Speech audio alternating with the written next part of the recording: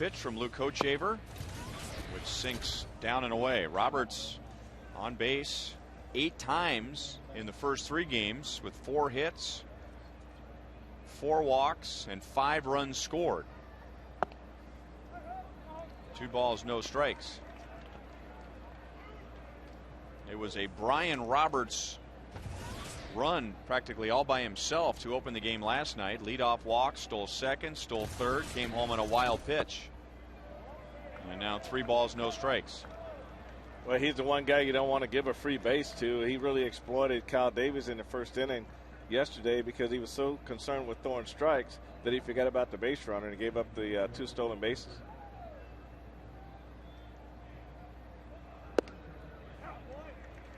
Three balls, 1 strike.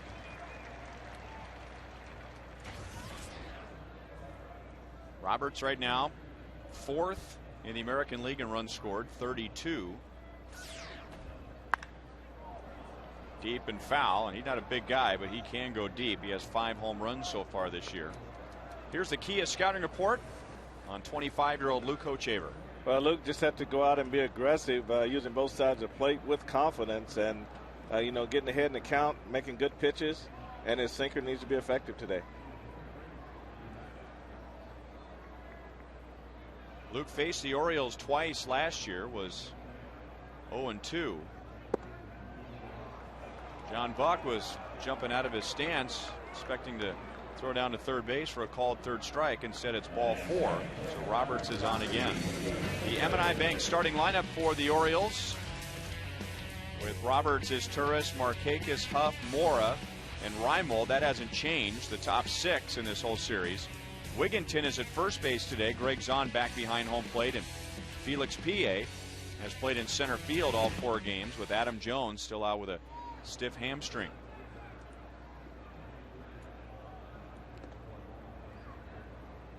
The 2 stolen bases yesterday, giving Roberts 8 this season. He's been thrown out 3 times.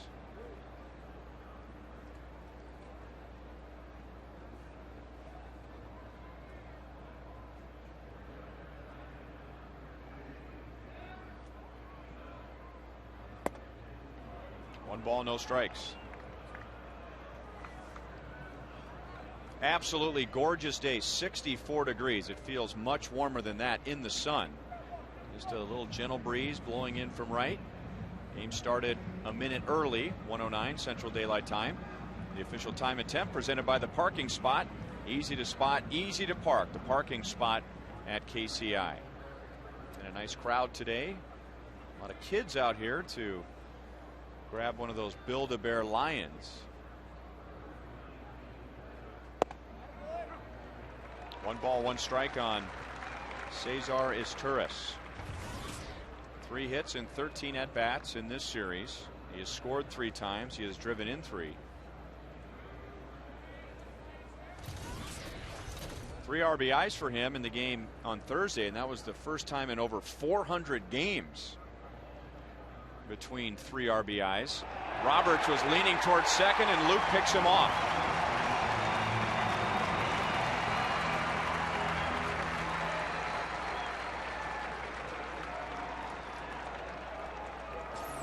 Now, Luke's a very good athlete, and he really had a really quick feet, and Brian Roberts probably using a timing play with Luke, 1,001, 1,002, then he was going to go, but Luke changed up and gave him a quick move to first base, and Billy applied the tag. Looked like he would have gotten back in time had he not slid as he was trying to plant and go back to first. Well, that's one thing. You already made your mind you're going to go, and all of a sudden he does something different, and you kind of panic, and you drive that foot in a little harder trying to get back, and that little slip is what cost him. But as a pitcher, that's what you have to do. You have to really vary your moves, vary your looks, vary your times, and that's one of the things that keeps base runners from going. Hold the ball a little longer sometimes, make them settle in. So those are the things that Luke's going to have to do in order to control the running game. Still 1-2 on Turris, and that completely turns the inning around for Luke. Not that he should get too frustrated because of a leadoff walk, but after what happened in his last start, you walk Roberts, now you pick him off, and you're back to the windup again. You're back where you're probably most comfortable.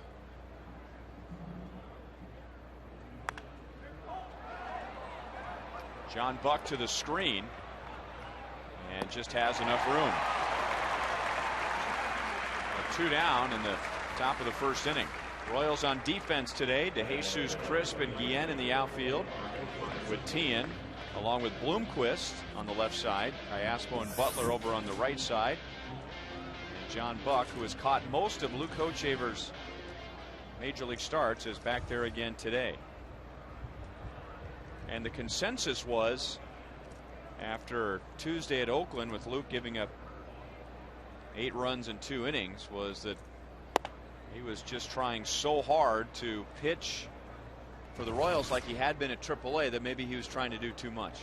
You can always add more to it, but when you come to this level, you really can't add more pressure when there's already enough pressure, and you just mainly just got to go back and pitch the same game. It goes back to strikes, and it goes back to movement of your pitches in the strike zone.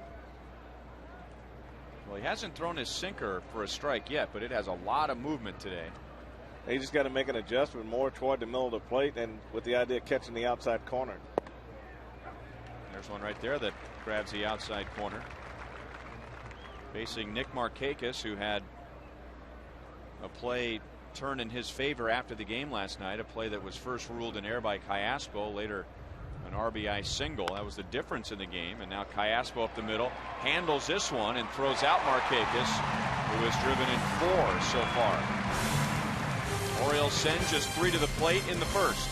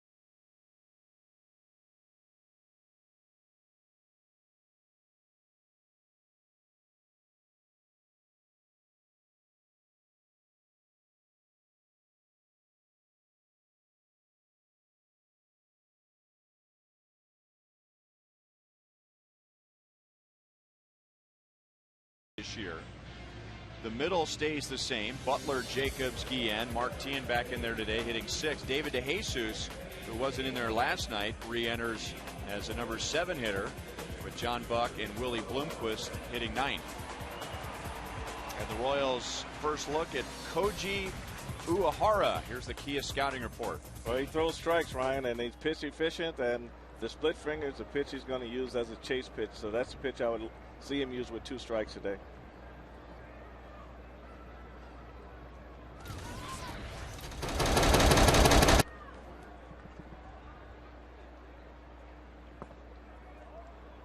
One and 0 to Coco, 3 hits and a walk in the first 3 games. 3 runs scored, and his 10th stolen base of the year. That was last night. What stood out for me with Uehara, just looking at the numbers, and this isn't fair, but I'm just basing this on other Japanese pitchers because the game is a little different over there than it is here as far as how the pitchers go about it. A lot more breaking stuff, a lot more nibbling, and even though most of the Japanese pitchers who have come over here have been successful, high pitch counts, a lot of 3-2 counts, this guy's different than that. Well, I think what Koji wants to do is just stay in the middle, stay on the edges, borderline up, borderline down, and just put the ball in play. He's pitching to contact and not away from contact, and that really counts for his low pitch count in the games that he's already pitched. The American hitters that do well when they go to Japan are good breaking ball hitters, because it's a lot of breaking balls. They don't give in to you, that's for sure. You know, there are certain guys in the big leagues, Frank, that we hear about that, well, they've got slider bat speed. They don't quite have fastball bat speed, so they don't quite get it done in the major leagues, but they go over to Japan where it's more of a breaking ball league and they have a lot of success. Well, they really do, and that's why when you see it on your scouting report, slider bat speed, that's why I wonder why pitchers even throw them sliders. They just throw them fastballs and move the ball around and should let them get themselves out. Don't try to fool a slider hitter with a slider. No, because your bat speed is where it's at. If you want to fool them, you better fool them with a fastball. Well, Coco working a 3-2 count as the Royals are trying to figure out what this guy throws, and now takes a called third strike. Defensively for Baltimore, same outfield, Reimold, PA, Markakis. Same infield except for Wigginton, who's at first. Aubrey Huff is the DH today, and Greg Zahn, who started the first 2 games, back in there this afternoon. Alberto Callaspo, 4 RBIs in the series, including a 2-out, 2-run double last night. Has been batting mostly 6, 7, 8 all year, but Trey will hit him second. You hear a lot of talk about guys who aren't comfortable hitting in certain situations, in the lineup. But, you know, the whole thing about hitting second is knowing your leadoff guy, when he's going to run. You got to be a little more patient, get a better pitch to hit, and be more pitch selective. But I think hitters, when they move around, they really try to take on this whole new persona when they really just have to maintain who they are and just do what the situation calls for. And that's basically it. You don't have to. Sometimes guys want to hit in the back because they just want to swing away and don't think. But when you get in the second spot, you got to think a little bit, and you got to try to help the base runner, and you got to be in a position where you can advance runners. Firestone leaderboard showing you the American League doubles leaders. Callaspo is second, hitting his 15th last night, and now he flies out to PA. Well, here's the debate, Frank. On one side, okay, you've got a lineup of guys who don't have prototypical, 1, 2, 3, 4, 5, 6. So that's one side. The other side of the debate is, though, but what is gained by mixing everyone up? So you might not have the prototypical guys, but on the same hand, what's the gain if someone doesn't finally find a position, settle into one? Well, settling in a position is probably more important because now you can understand your role a lot better on a day-to-day basis. And when you move around, you're moving around sometimes because a guy might have had 3 hits the night before, or he might have a high VA, but at the same time, for that particular day you decide to mix them up, it doesn't work. And so then you end up continuing to mix them up. So I always believe the more consistent the guy's in one spot, whether it be defense or hitting, the better he becomes accustomed to hitting in that spot. 1-1 on Billy. 4 hits, including a home run and 2 doubles. 2 balls, 1 strike. Well, in this series, Trey has settled on a 3-4-5 of Butler, Jacobs, and Guillen. 2-2. Also gives the Royals, with Tien batting 6, a nice little right, left, which will make it hard for teams to match up with their bullpen. And the Royals really have been having men on base when those guys come to plate, and that's what you want to try to create. As Turris throws out Butler, and the Royals down in order in the first against Uehara.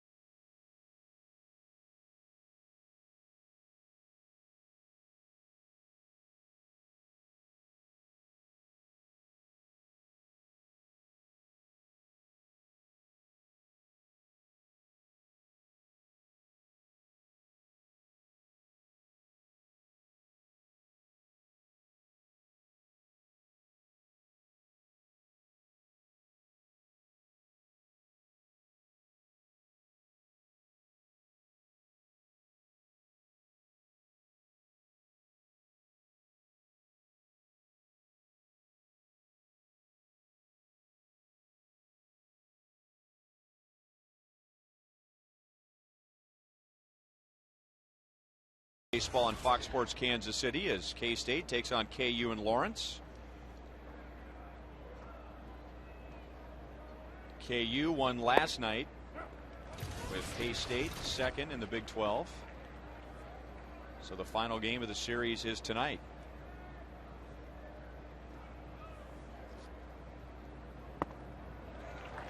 Oh, 0-2 on Aubrey Huff, who was the DH today after starting at first in the first 3 games. 4 hits in the series, a double, and his 7th home run included.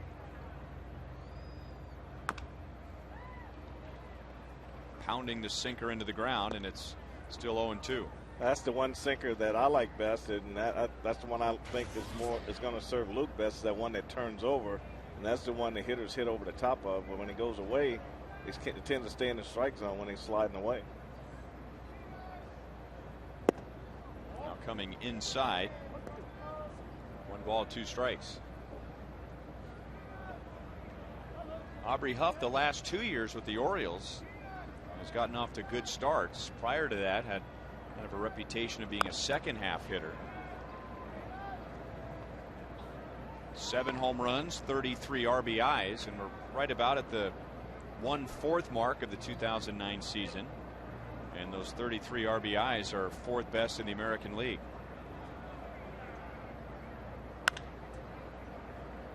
Iaspo to the middle. It's off his glove and into center field. And Luke Hochevar, I thought, with a heads-up play, because he thought about reaching for it, but pulled the glove back to let Iaspo make the play. A lot of times the pitchers, when they look around before they start to pitch, you know, they really have an idea of where the infielders are, and this is a play here where he should have just went ahead and backhanded this ball. He tried to circle around it, didn't quite get there. So when anytime you have to bring your glove across the front of your body, it's going to be awful difficult to make that play.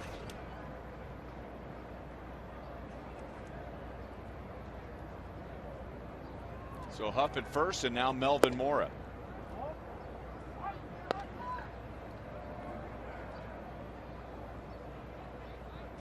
Mora's hit in 7 straight. He's been on base 7 times in this series. 4 hits, 3 walks, driven in 2.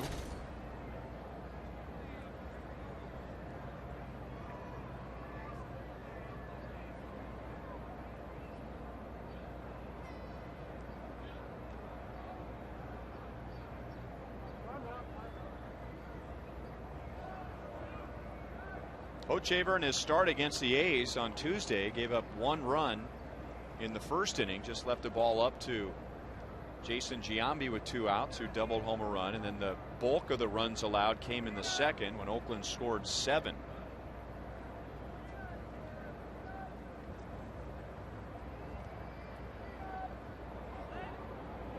If we've learned anything about Luke Hochevar since he first came to the big leagues at the end of 07 and pitched most of last year with the Royals, is that, you know, the stuff obviously is there.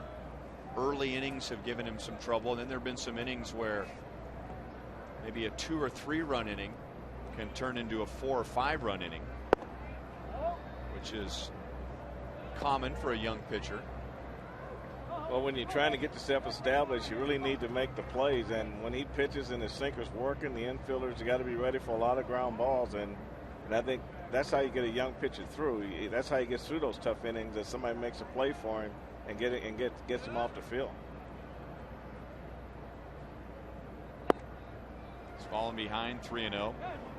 The thing that we heard a lot about Luke as soon as he got into the Royals organization, from the minor league coaches and then when he got to the big leagues, and from Bob McClure, is very coachable, wants to improve. He wasn't one of these first-round draft picks, or in his case the first overall pick. You get in a pro ball and, you know, well, I got it all figured out. He wanted to improve starting day 1 when he became a professional.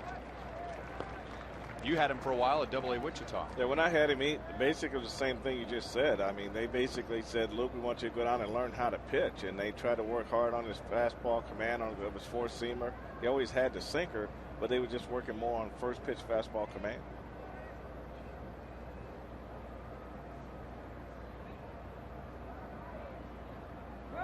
Aubrey Huff is running. Morris swings and misses, and Buck's throw is right in the path of Aubrey Huff. Huff is telling second base umpire Dale Scott that Cayaspo missed the tag. One out in the second inning. Well, that one is hard to see for the umpire, because that is like right on the shoe top of the fielder. And then what Cayaspo did, he caught the ball a little bit too far behind him. When he's in that position, see how far back he caught the ball. He should have caught it a little more in front of him, where he could actually make the tag on the backside of the left leg. Now we can see why Aubrey Huff was arguing. Great throw and right on the bag, but I don't think the glove ever touched Aubrey Huff. No, when it went in, it was so low, he just mainly just let it keep taking him up and missed the tag.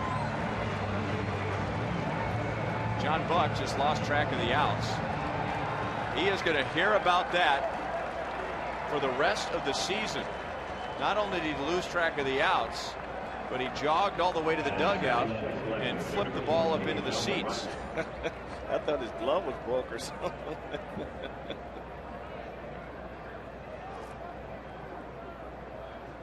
So Hochevar strikes out his first, and 2 down for Nolan Reimold.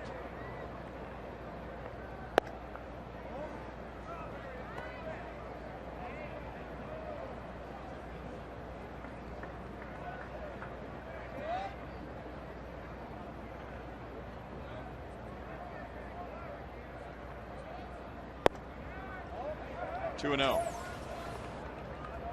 Well, if the catcher takes off, then everyone else is like, oh, well, it must be 3 outs.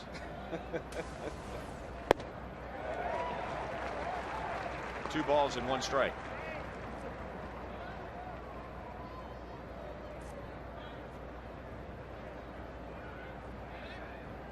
Reimold in his first major league series, called up before the game on Thursday, got his first major league hit that night. Now 3 hits and an RBI in the first 3 games.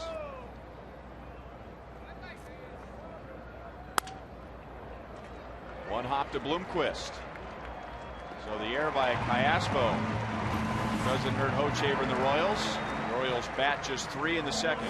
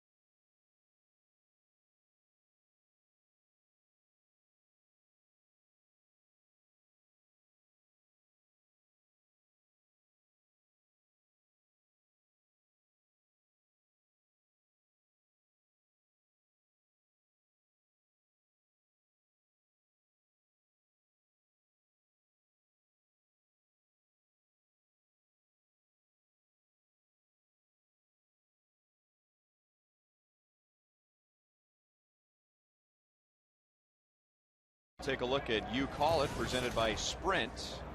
Now we're going to ask you a question. Don't use Google. Just go with your first instinct.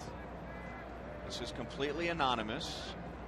The highest drafted pitcher among that group. Now, you know Luke Hochevar was first overall, but aside from Luke, the highest draft pick of A, Kevin Appier, B, Jeff Granger, C, Mike McDougal, or D, Zach Greinke.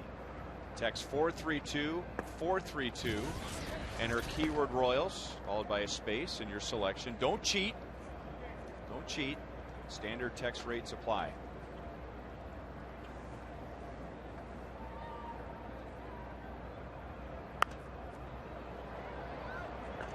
Two and one on Mike Jacobs. 2 scoreless innings for Luke Hochevar. Both times the leadoff man on. He picked off Roberts in the first, and then Huff was caught stealing in the second.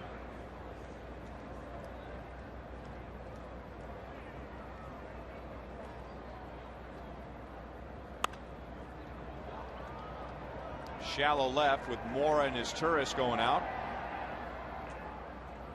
One down in the second inning, and we say hello to Joe Goldberg. Ryan down here field level by the Orioles dugout, and was talking to some of the Japanese media members. Now remember when the Yankees were here for opening day, they traveled something close to 40 members of the media from Japan and Taiwan.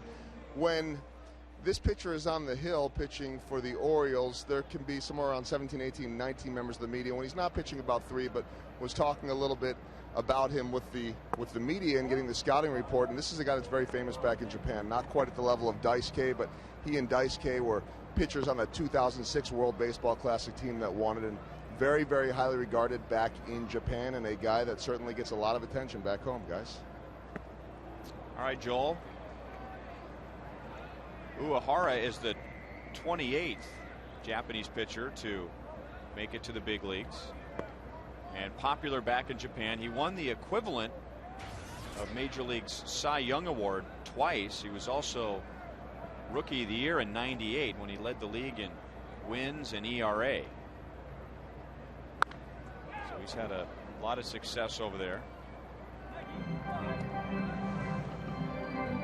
In the United States, you are a free agent after 6 seasons. Unrestricted free agent. You can sign wherever you want to. But in Japan, it's 9 seasons. So there's a reason why most of the Japanese players that come over here are successful, because they've had a lot of professional experience. And if they are still that good that long into their career, well, they're not going to be bothered a whole lot by what's going on in the major leagues. They've dealt with the pressure. They've dealt with the big crowds. Guillen just got a piece of that pitch, and it's still 2-2. You know, they really have perfected the art of pitching. They know how to throw the breaking balls.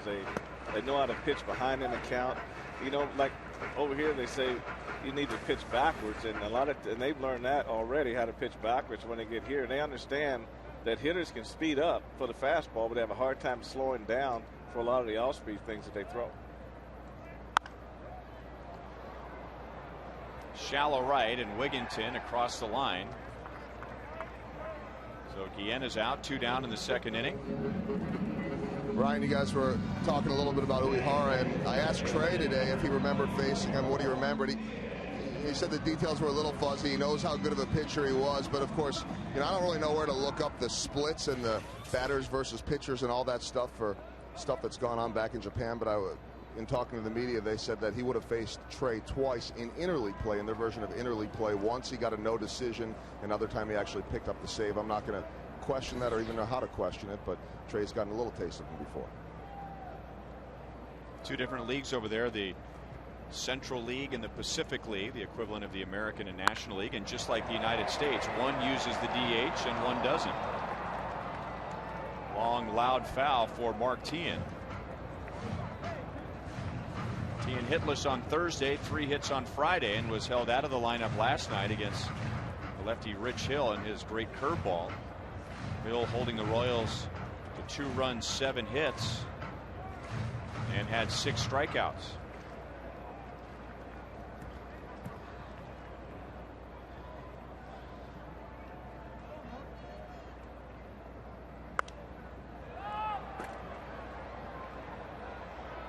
Melvin Mora with Greg Zahn, and they almost collide, and Zahn reaches up above Mora's glove. They let one drop between them on Friday. Royals scoreless in the second.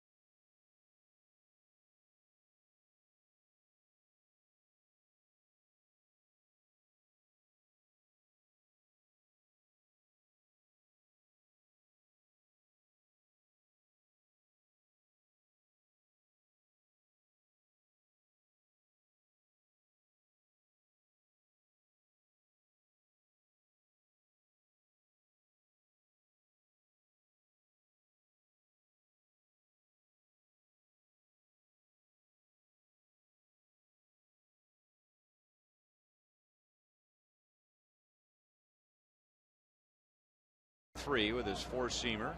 Koji Uehara at 89. That's through the first 2 innings. You can double your speed with Roadrunner Turbo from Time Warner Cable. 2 base runners for the Orioles, no hits against Hochevar. And Luke has faced the minimum. So Wigginton, Zahn, and PA coming up. 2 balls and no strikes. Wigginton 1 out of 9 so far against the Royals with 3 strikeouts.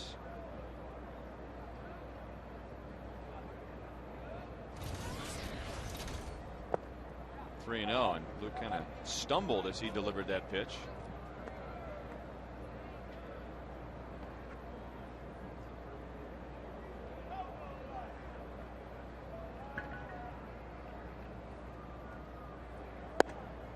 And a 4-pitch walk to begin the 3rd inning. So 3 straight innings the Orioles have had the leadoff man on.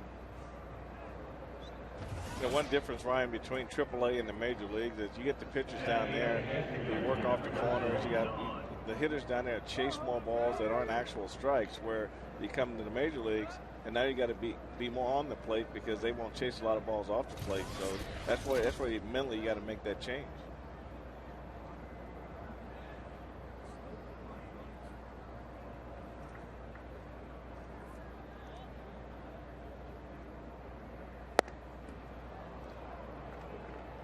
One to 0 now on Zahn. Well, we say it so often, it's a cliche, but it is a game of inches sometimes. Most of the time it isn't, but those hitters chasing, or maybe even little bigger strike zones in AAA, the difference between guys pitching often at 1 and 2 in AAA, and you get to the big leagues and it's 2 and 1. A pitch like that, you might have had a AAA hitter swinging at, or a AAA umpire calling it a strike. Well, that's true. The hitters here will make you come into their hitting zone, and sometimes they'll chase, but most times they'll make you throw actual strikes, and to me, I think that's the big difference right there, Ryan. It's that they just make you throw more actual strikes at this level. And now it's 3 and 0, so that's 7 straight out of the strike zone from Hochevar, and he'll get a visit from John Buck. They just getting under that fastball a little bit, and sometimes when you get under the fastball, sometimes you might be overstriding a little bit, and sometimes to get back down in the strike zone, you got to shorten your stride, and that'll get you out over that front leg and take the ball down again. He seems to me, Frank, a little more deliberate, a little more under control in his motion today than he was on Tuesday in Oakland. Yeah, he's kind of slowed everything down. He's taking some deep breaths in between, and I mean he's known to just really get all wired up inside, and where fast is better. But here today, he's really a lot more poised and has an idea of what he wants to do. And after the visit from Buck, throws a strike, his first of the inning.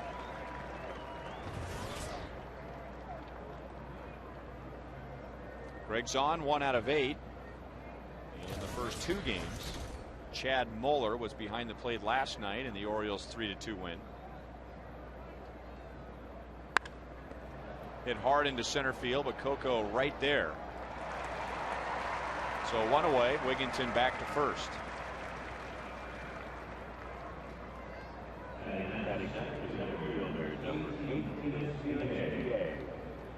A lot of times when you see a pitcher that's throwing the ball high out of the strike zone, a lot of times he's trying to overthrow. Where his fastball velocity may be 93, 94, but he might have a comfort zone of maybe 92, 91, where he has more control of his fastball. So maybe Luke is just trying to find that comfort zone for his fastball.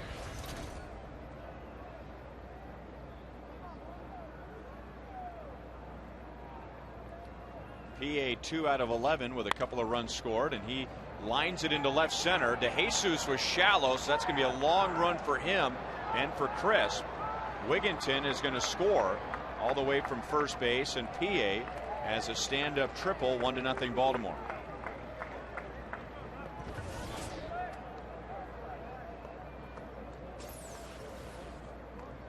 Well, that's a sinker, but that's the one that we talked about that just slides right across the plate in the strike zone, and Felix PA really stayed with it and drove it into left center field, and for him, with his speed, that's an easy triple for him. Earlier this season, you did a very good illustration the difference between a sinker that actually goes down and one that just kind of rides across the strike zone. Yeah, I would really just call that a running fastball. It just starts in the middle and just runs away, but it's still in the strike on the same plane. Now the sinker will go down, and that's what you want to have happen, because you want the hitters to roll over and hit the ground ball. Curve ball hangs high, and ball one on Roberts. Now that riding fastball that Hochevar just threw to PA, now that's going to be a little bit more effective to the right-handers, right? Because it's in on the hands. Yeah, that's the one you want to use to just maybe a jam the right-handed, or even if you're going to throw it to a left, you got to throw it off the corner a little bit more. Off of Bloomquist's glove, that ball was scorched. It'll be ruled a base hit. PA scores to make it 2-0 Baltimore.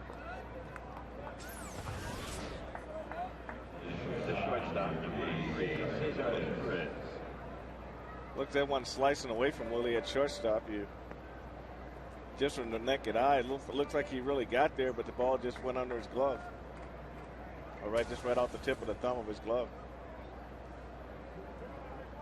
So Roberts drives in his 16th. And a strike on Cesar Izturis, fouled out to the catcher in the first inning.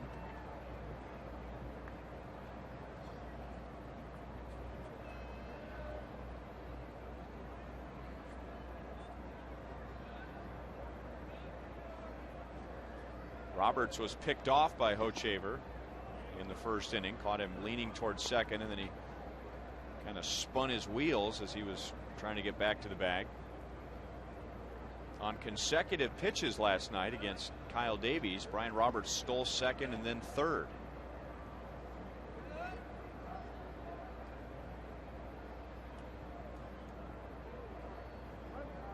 And he really has Hochevar's attention divided. It's kind of interesting watching Roberts. He's not one of those guys that gets out to his lead and gets set. It's like he's never quite to that final lead, just kind of slowly inching away from first, trying to get his timing down. Well, when a base runner does it, that's a base stealer. When he let him keep doing that, he gets great jumps. What Luke's got to do is just hold the ball and make sure he comes to a complete stop and before he pitches to the plate.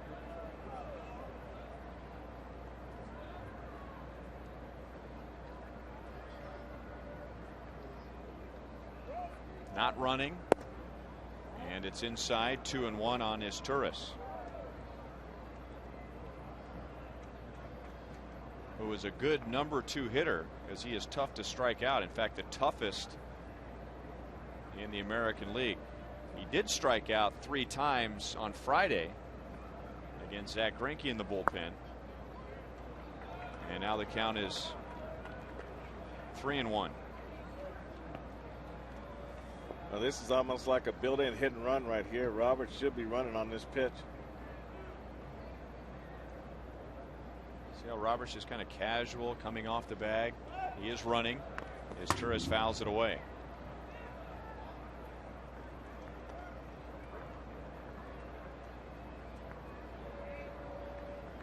Roberts getting a 5-year contract extension during spring training this year. He, along with Nick Markakis, getting a long extension.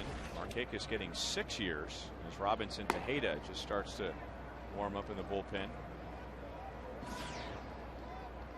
Big pitch here. You don't want to face Markakis with 1 out and 2 on. Roberts takes off, and Izturis pops it up.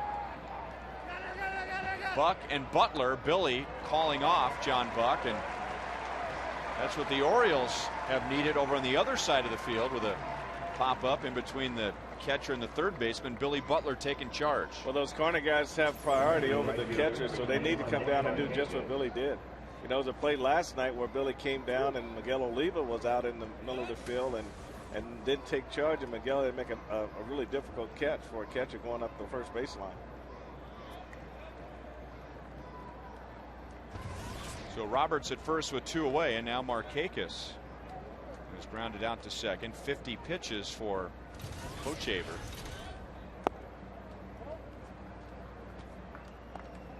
I tell you, hardly ever see Billy on defense, and we don't have a whole lot of games seeing him there. This is the most obviously this year, but you don't see him make the same mistake twice. Now he's learning, and that's the nature of this game. You make your mistakes once, and then you learn, and then you don't see him again for quite a while. But he's learning on the job, and he's doing a good job to this point.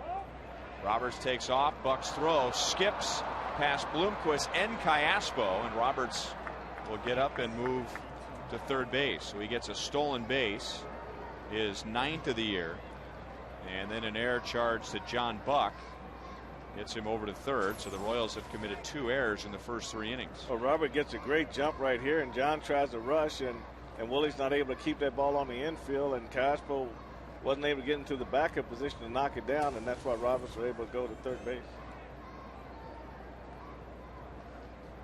It's 2-0 on Nick Markakis, 34 RBIs this year.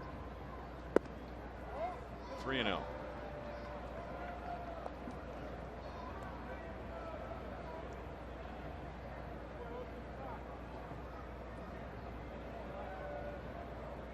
So 4 stolen bases in this series for Brian Roberts. 3-1 to Markakis.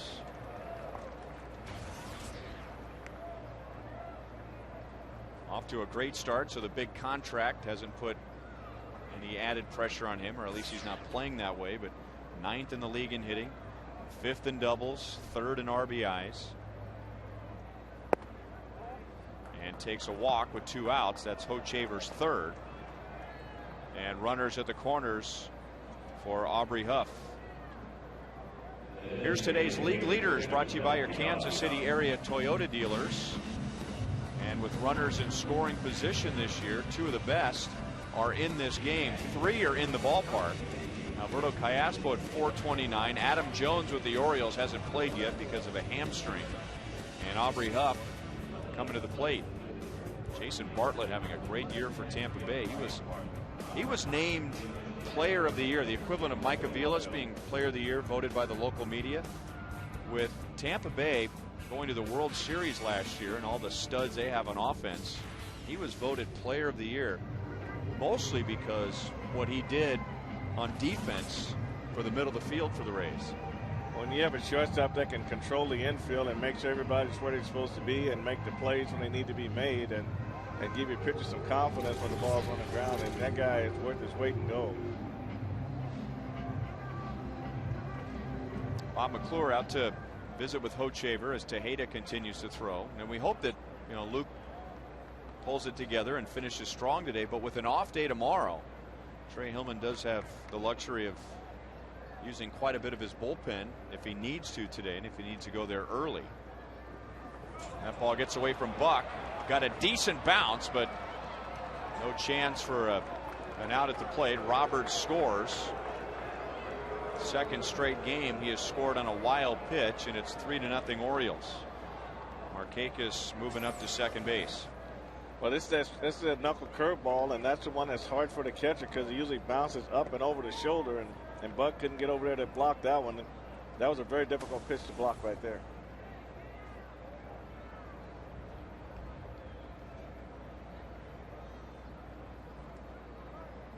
Aubrey Huff reached on an error by Cayaspo his first time up, and that breaking ball is low, and it's 2-0.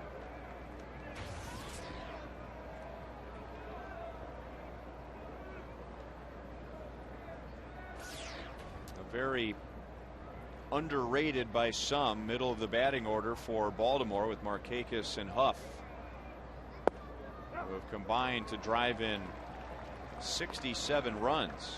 You have Roberts, who seems like he's on base all the time. Is Turris moving him up into scoring position if Roberts doesn't steal a base himself, and then you have Markakis and Huff to drive him home. We've seen a lot of that in this series. 2-2.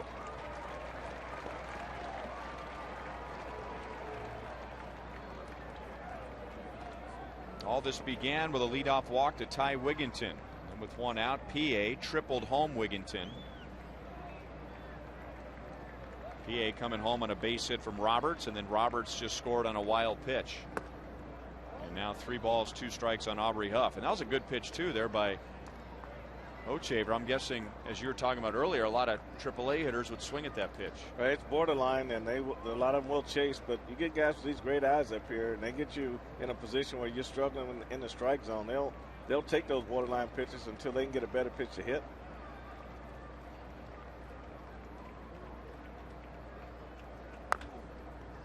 Still 3-2.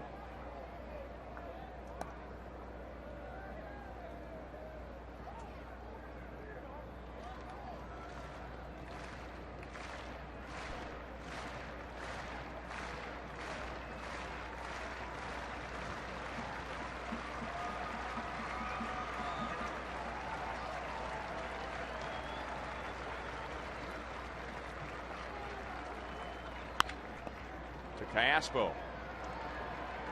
The Orioles get 3 in the 3rd inning. 30-pitch third for Hochevar.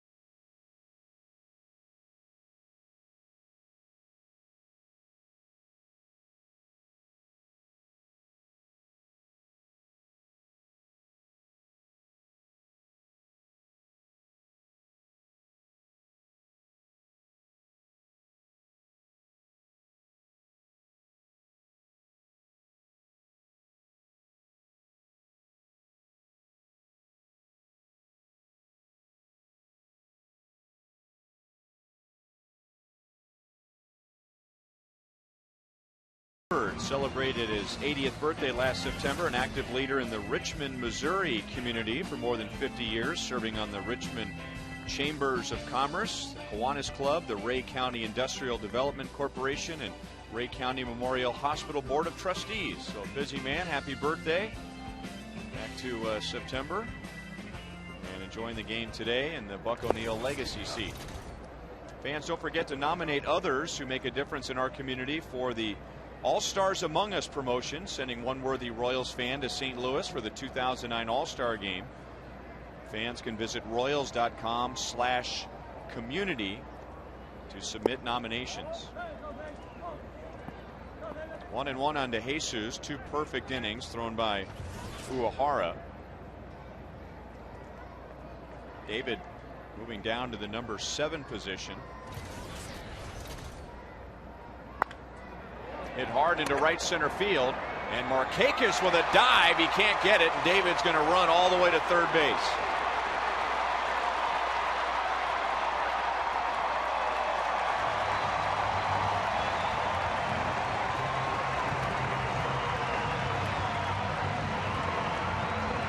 An all-out effort by Markakis in right field. Not sure that was the right choice, however. Well, we talked about David and how he likes the ball millland, and Koji left a sinker up out over the plate. David really got on it, and like you say, you got to take that deep route and try to hold him into no worse than a double. So the first base runner, and with the Royals down 3-0, a chance to get a run right back. John Buck steps in.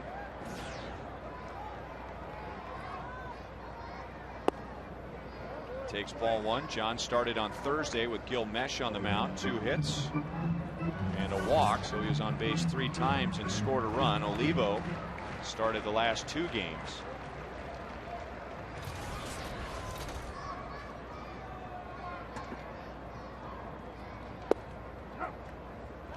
where the Royals would really like to see some improvement, getting that runner home from third with less than 2 outs. Yeah, it was really nice to see Davis swing the bat at first at bat too, so that's a good sign that maybe he's starting to come out of the little tailspin he was in, and Bucks has got to work the ball the other side. And a ground ball to deep short. Here's Turris, bobbled, throws it in the dirt, and Wigginton handles it. Trey Hillman is going to argue. Buck and Rusty Kuntz thought he was safe, and so did Trey. Rusty had his hands around his belly. I think he was arguing that Wigginton didn't have possession of it. Yeah, that's one of the toughest ones for the umpires, when that ball gets right up around the belt line, and he really can't see the ball. It's on the left side, on the home plate side, so the umpire really can't see it that well, so he assumes the ball is in the glove.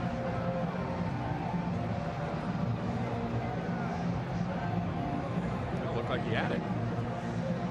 Now, did Buck beat the throw? That's a second question. Glove, foot, good call. That's a difficult call for an umpire right there.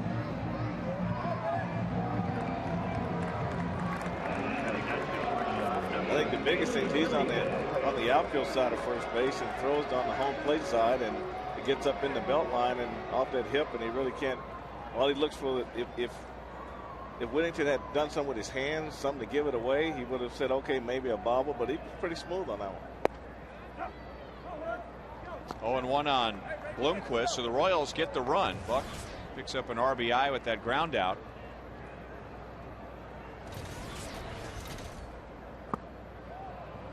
And 2 on Bloomquist.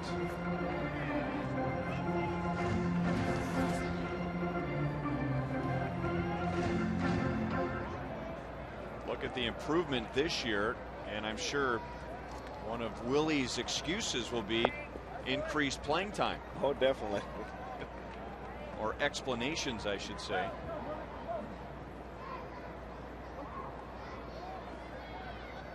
Two out of 8 in this series.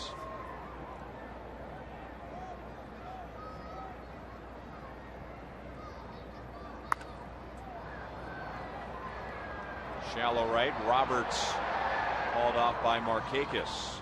2 down in the third. Don't forget, Inc. College Nights offer $7 tickets to high school and college students with a valid student ID every Wednesday. This upcoming Wednesday against Cleveland, the Royals will also host a happy hour with concession specials in the outfield experience. So Wednesday at 7:10 against the Indians, and all Wednesdays at Kauffman Stadium, Inc. College Nights.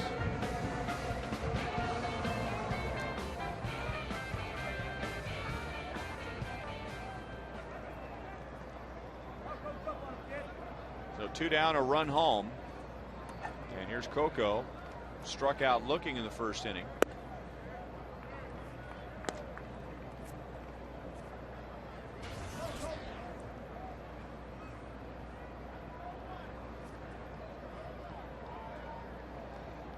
The only strikeout so far for Uehara. 1 ball, 1 strike.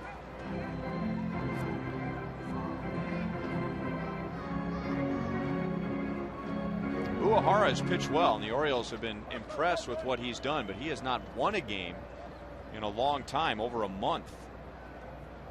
He hasn't won since April the 13th when he beat the Texas Rangers, but he hasn't gotten a whole lot of run support. 0-3 in his last 5 starts, but his ERA in his last 5 starts, 3.06. The Orioles scoring on average less than 3 runs a game over that stretch. They have 3 runs today in the first 3 innings.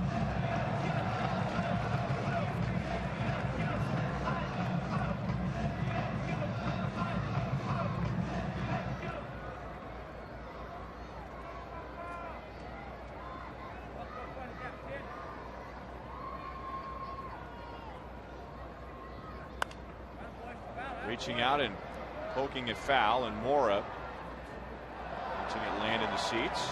We've seen a couple of good catches by the fans. That guy catch it with his cap? Well, the fan before used his glove. I always tell you, bring your glove to the game, but I think this guy may have used his hat.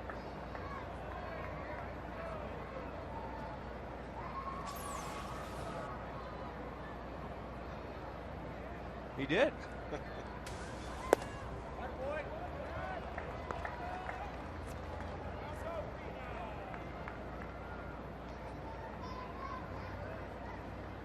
So if you can't bring your glove, make sure you bring your hat. Coco seems to be sitting off speed and just flicking the fastball away. Another 3-2 count.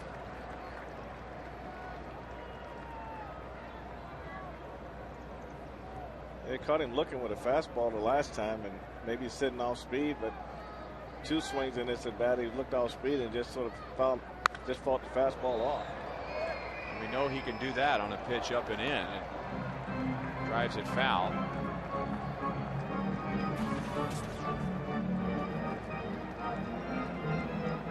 One walk in this series to give him 24. Marco Scudero, leadoff man for Toronto. Shin Soo Choo, the Indians, moving up on that list. At a play. Joe Posnanski of the Kansas City Star doing a nice piece on Coco in this morning's newspaper, and talking about his defense and his increased walks, and pointing out that Coco in the big leagues has never walked more than 50 times, and he's already at 24, and we're only a little less than 25% through the season. And he draws another walk, his 25th, and he's been doing that all season, laying off very close pitches.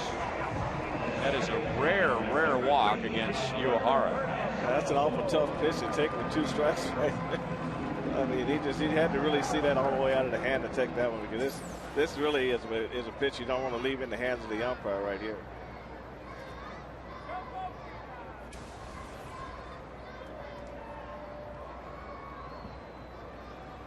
So 1 on 2 out. Royals have scored in this inning. DeJesus triple to open the inning. Buck got him home with a ground ball.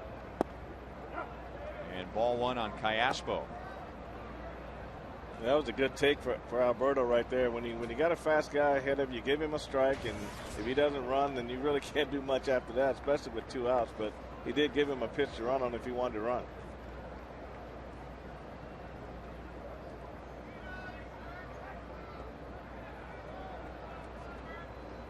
Callaspo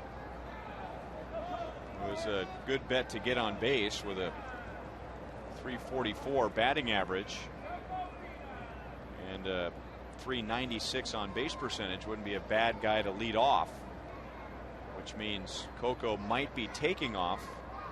He's leaning towards second, and Callaspo swings and misses. It's 0-2. So if Coco steals and gets into scoring position, Callaspo is the best in the American League driving in runners in scoring position, at least by the numbers. But if Coco is thrown out, well, Callaspo is not a bad guy to lead off the next inning. Well, that's true, and Uehara is really quick to the plate, and that quick move to the plate is what's throwing Chris off at first base. Markakis retires Callaspo, and that's the inning. Royals are on the scoreboard with John Buck's RBI groundout.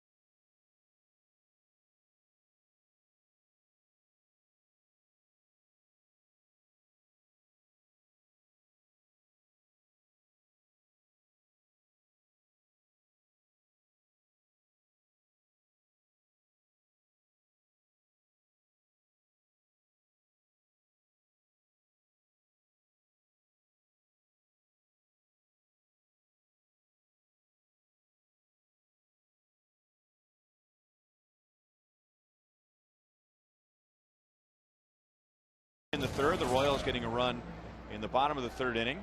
Ryan Lefevre along with Frank White. The Royals need to find a way to win this game. I mean, you lose 4-game series. That's a lot different than losing a 3-game series. Well, I tell you, anytime you go into a 4-game series, you want to at least take 3 out of 4, and if worse, 2 out of 4. But right now, this game is, as long as it's gone so far, the Royals are still in this game and only down 3-1 with an opportunity to win this game. So Luke Hochshafer can go out this inning, settle down, and hold them right here. Then the Royals have an opportunity to win this ball game. Just foul off the bat of Melvin Moore as Luke was in trouble in the third inning and allowed 3 runs. Robinson Tejeda began to throw, and Tejeda is still throwing, so the Royals aren't totally convinced that Luke is going to make it through this 4th inning. Got Moore to chase a bad pitch. 1 ball, 2 strikes. Well, as much as you want to get guys through, this is a hard slider that stayed up, kind of backed up on Melvin Moore, and that's why he had that odd-looking swing. But if you want to try to win the game, there's a fine line between trying to build a pitcher's confidence and get him through the required innings to qualify for a win and winning the game. So that's a tough decision that manager Trey Hillman's going to have to make with Luke Hochshafer today.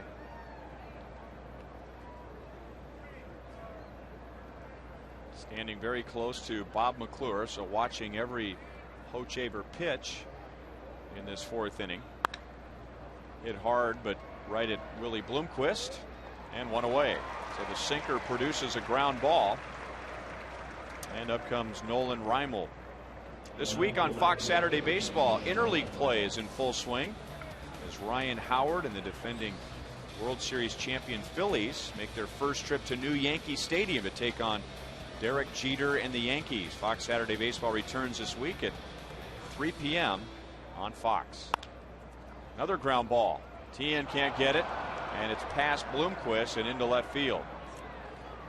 It'll be a base hit for Reimold, a well-placed base hit. And 1 on, 1 out. Well, that's one of those balls. That Tien goes to his left probably further than most third basemen. So if you're the shortstop and you think you got a chance to catch that ball, you got to call him off and really be in a position to want to make that play. Right there, he was screened out by it, and the ball got on him a little too fast.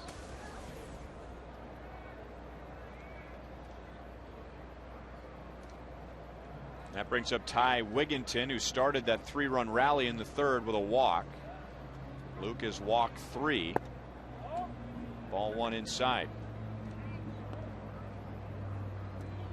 Wigginton also made a nice play over at first on a short hop throw from his Turris in the bottom of the third inning.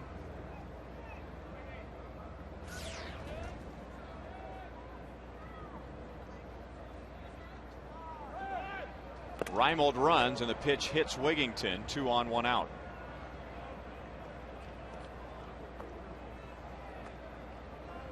Let's update You Call It, presented by Sprint. We ask you not to cheat. Don't use your Google or whatever. Who is the highest draft pick as a pitcher? Now, you know Hochshafer is first overall, and right now 39% saying Zach Greinke in 2002. Well, Hochshafer is going to come out after 3 1/3 innings, and Robinson Tejeda comes on with 2 on, 1 out.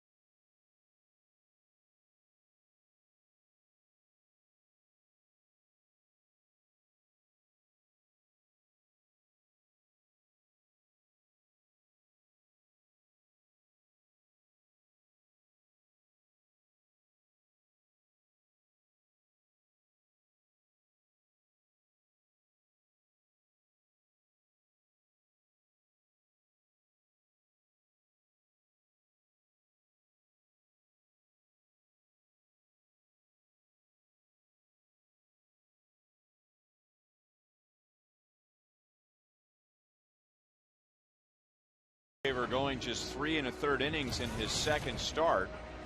Pitch count was an issue as we look at the James B. Nutter pitch count on Hochevar at 70 pitches in 3 1/3 innings, 30 in the first 3 innings, but more balls than strikes, and you figured he was on a very short leash as this inning began, as Tejeda was already warming up. He had been throwing, and while Hochevar was in trouble in the 3rd inning, Luke got a ground ball from Mora that was sharply hit, then a weakly hit ground ball that just found its way into left field. But when he hit Ty Wigginton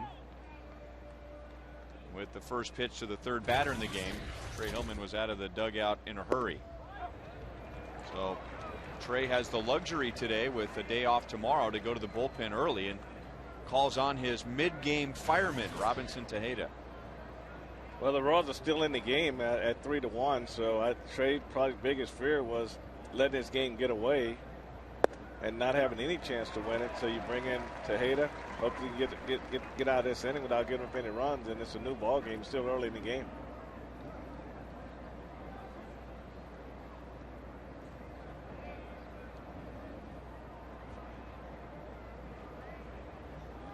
Zahn line to center field, first time up. Now lifts it to shallow left. DeJesus angling away from the sun and retires on, 2 down.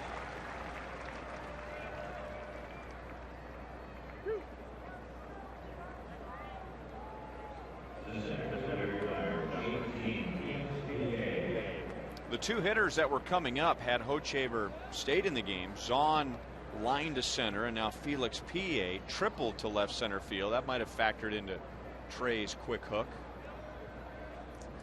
Yeah, I think Trey, the decision he had to make there, Ryan, 1, the off day tomorrow. 2, how far do I go with him from a confidence standpoint to try to get him through as far as I can get him through? And 3, when do I think about winning the game? And I think that all 3 of those really came into play after Wigginton was hit by the pitch.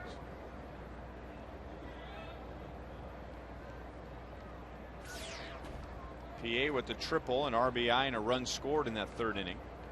Batting with Reimold at second, Wigginton at first. He grounds it to Billy, who will go to the bag himself. So Tejeda comes on, gets a fly out and a ground out, and Baltimore strands 2 in the 4th.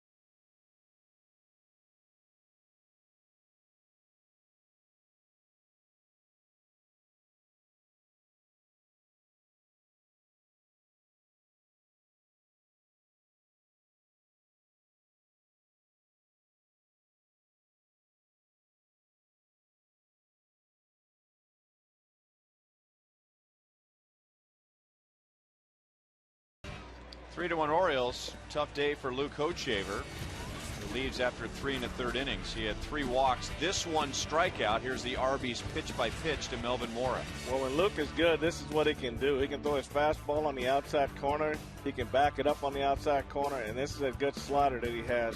And that's when he's sharp and when he's pitching effectively.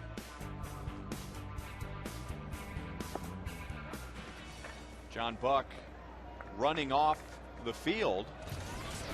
That was only the second out of the inning. Getting a hard time from his teammates for that. Billy Butler skies it to right, slicing back towards Markakis. Now Billy is 0 for 2.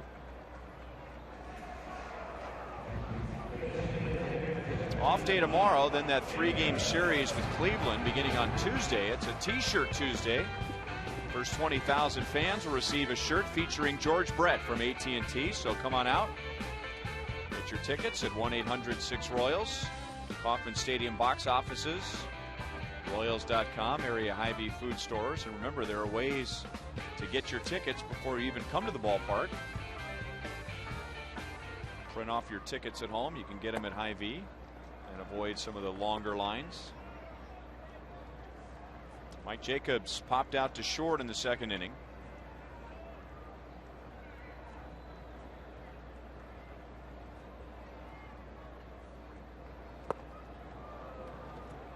One ball, one strike.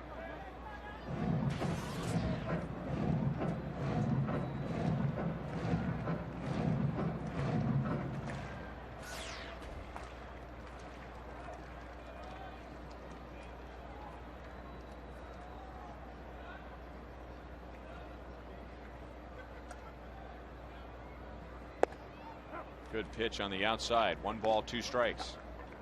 Koji's really mixing it up very good. He's moving the ball on the inner half, outer half, and he's throwing it borderline low, borderline high, and that accounts for a lot of the foul balls.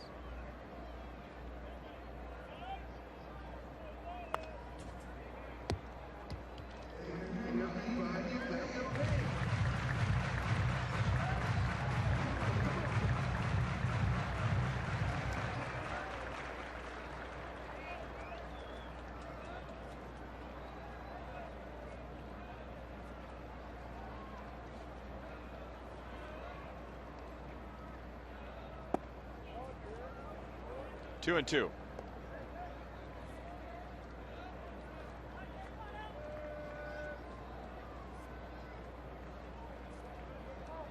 Jacobs with 3 home runs in his last 5 games. He homered in both games in Oakland and then had a solo home run on Friday. That was the beginning of a 4-run rally, and the Royals only win so far in this series. Greg's on to the screen. And 2 down in the 4th inning.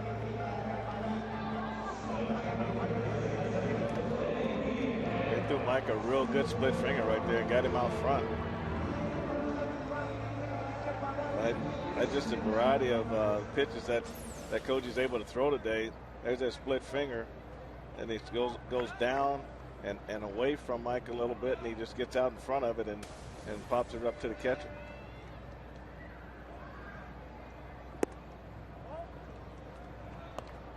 Uehara got Guillen on a foul out. The first baseman Wigginton in the second inning. Only 1 hit given up in 3 2/3 innings.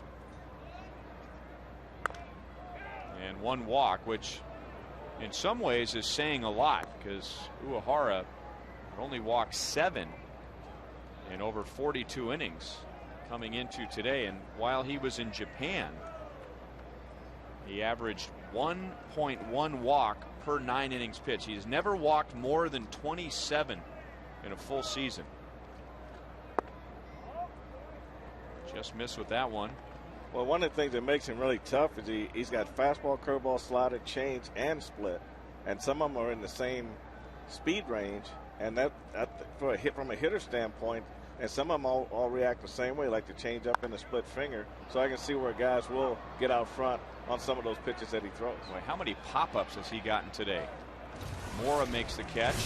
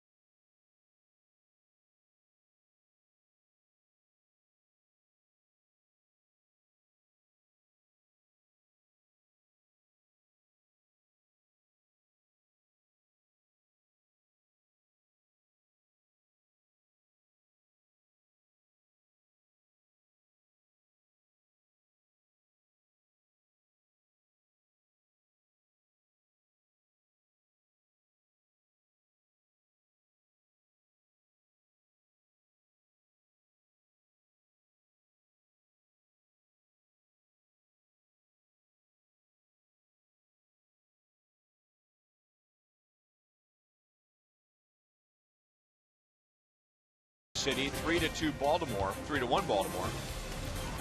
Top of the 5th inning. After the game, it's Boulevard Royals Live with Joel Goldberg and Jamie Quirk with highlights, analysis, and a preview of the next series, Royals and the Indians, beginning on Tuesday. Brought to you by Boulevard Brewing Company, Kansas City's beer.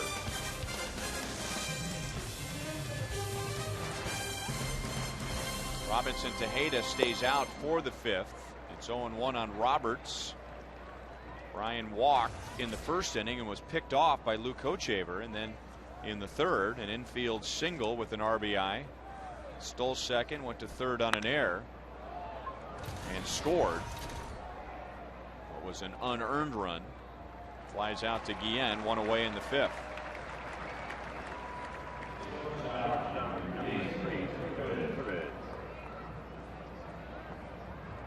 Tejeda in relief of Hochevar. Retiring Zahn on a fly out, PA on a ground out. So now he gets a clean inning. And the top of the Orioles batting order is Turris. Has fouled out twice, once to John Buck and once to Billy Butler.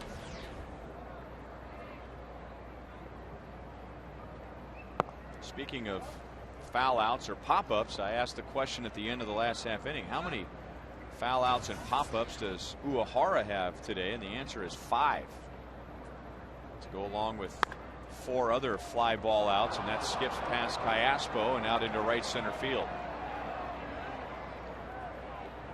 That ball was hit hard. It could go either way. Callaspo has been charged with an error. Well, this is one of those balls right here. As a second baseman or any infielder, you got to do like a drop step. You got to open your body up, try to make that hop longer so you can catch it about chest high with a different glove angle. His glove angle stayed low. He should have turned his glove upward and tried to step backwards, and that's where the error came from. So his second error.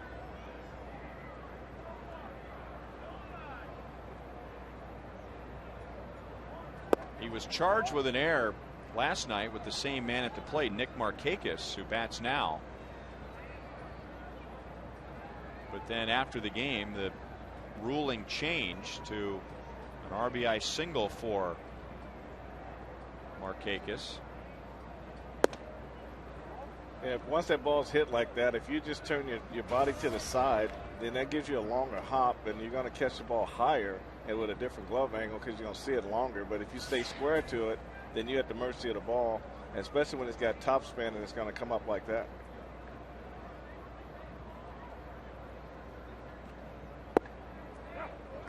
Two and one to Markakis. He has walked and grounded out to second base.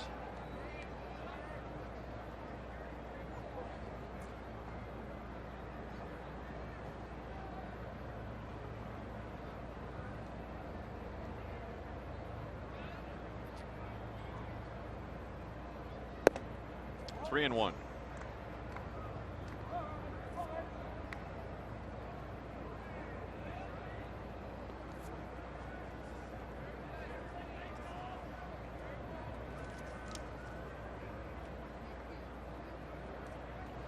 Markakis 1 out of 2 with a home run in prior at bats against Robinson Tejeda.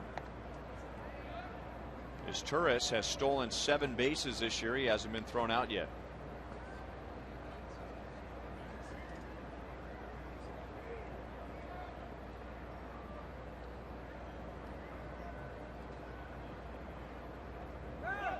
Running again. That's a strike, and the throw rolls out into shallow left center field. Callaspo's on it, and a quick throw over to third, but his Turris holding at second with his 8th stolen base. And one of the hardest things, Ryan, about covering second base on a steal is knowing when to just try to make sure you stop the ball and when you try to make a play. And that's a tough thing right there. So when you know you don't have a play, it's better off to do everything you can to keep the ball from getting to the outfield and go ahead and give the base away.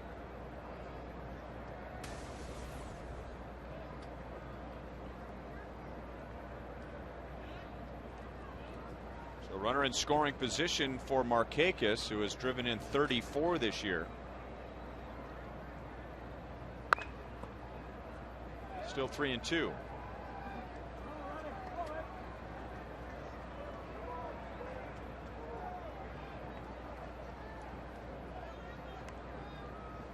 There's a happy Royals fan. He's got to make sure she doesn't throw it back out on the field. I think she's going to dance with it for a while.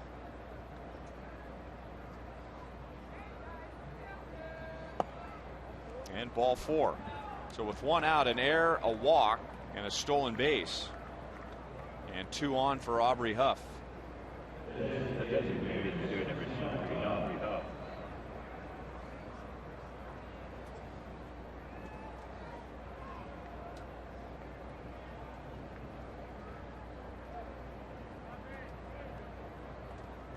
Huff reached on the first error committed by Cayaspo in the second inning, and he is grounded out to Cayaspo.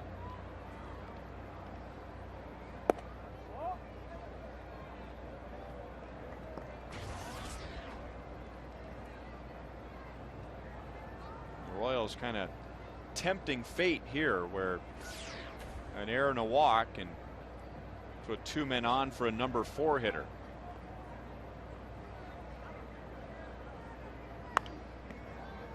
One ball, 1 strike. Well, ideally you want 3 outs per inning, but when you start giving them 4 and 5 outs an inning, sooner or later the house will fall on you. And they need to show up the defense and make the routine plays and get off the field and take some pitches away from the pitcher.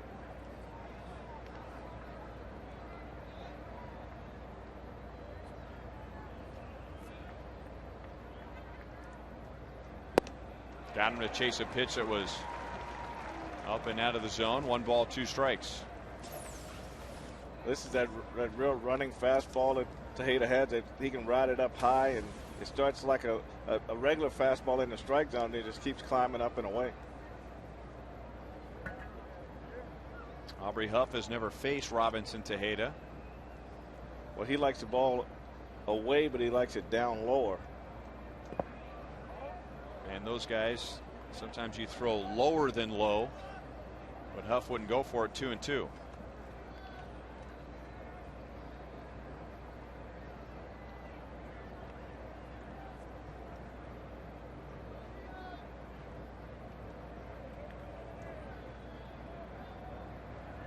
Is Turris the runner at second, Markakis at first?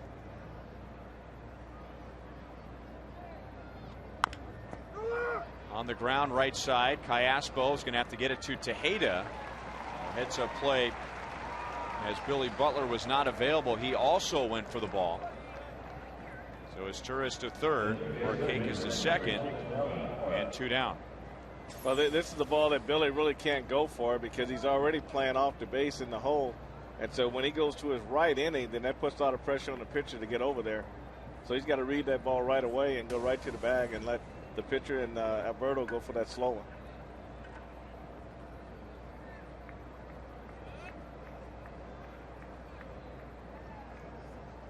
Now Melvin Mora struck out, grounded out to short. That was against Luke Hochaver. Off speed and a little bit low. So you can see with this setup, Ryan, how far he's off the bag. So when you're that far off the bag, then you got to know for sure that you can, if you go for a ball, the pitcher's going to be there. And otherwise, you got to go to the bag because it's going to take him a while to get there and get set up if the ball's hit hard.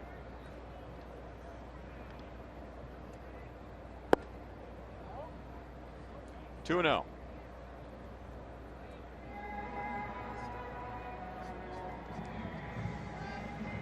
Well, remember, coming out of spring training, the question was who was going to play second base. Mark Teahan was the second baseman on opening day, but we thought we'd see Willie Bloomquist there. We thought we'd see Alberto Cayaspo, but what has resulted is a lot of Cayaspo and a lot of Butler. And so those guys should be starting to get used to one another. Well, that's true. That's when they have to communicate right here. So once Billy committed to his right on this ball, then it was up to Tejeda to get to first base.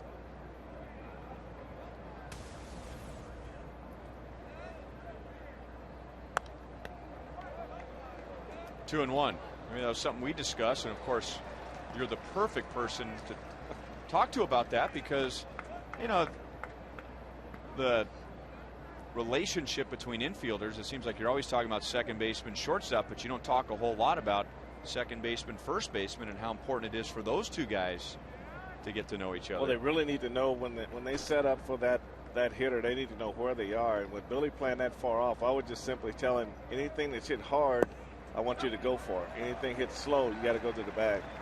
Now, you say you tell him that. Is that something you tell him before the game starts, or is that something that you say right before that pitch is thrown? Hitter by hitter.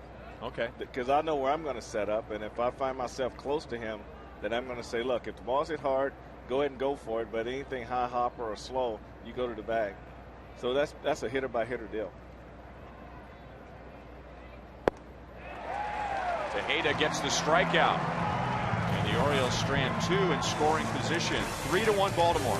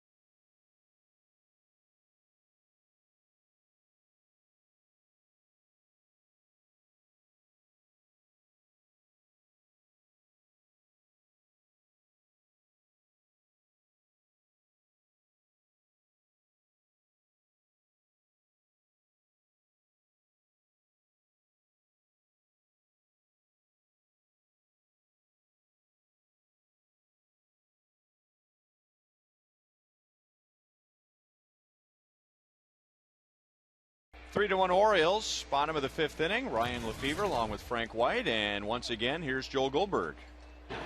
Ryan, Frank, it's a beautiful day, but you know kids love the video games, so behind the Crown Vision, inside here, Xbox 360, and these guys are all playing a little baseball. There are 20 different kids able to play at one time, and I got to be honest with you, we got a big Phillies-Rays game, I guess, going on here. I don't even know how to work this stuff. I'm too old for it. I don't know if you guys do or not. My favorite part of it, nice comfortable chair. Just could sit back and relax, and of course the kids are having fun as well. That's what it's all about. Back upstairs to you. Those are nice chairs.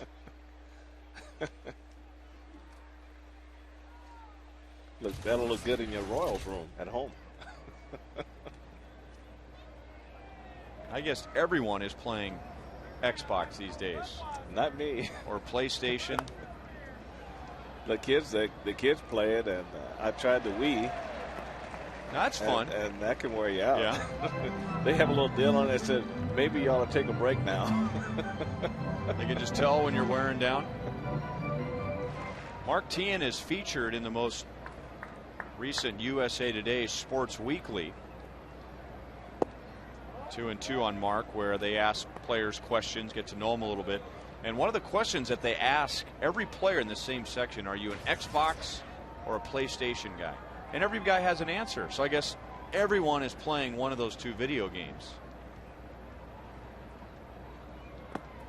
But this is a very much a video game generation. I think the guys in their early 20s till about 30 years old, they played it while they were kids, and the games have just continued to evolve, and so now they continue to play them as adults. Teahan takes a leadoff walk. So down by 2, the Royals have a man on, and that's only the second walk given up by Uehara today. But that's a lot for him in one game because he's only given up 9 all season.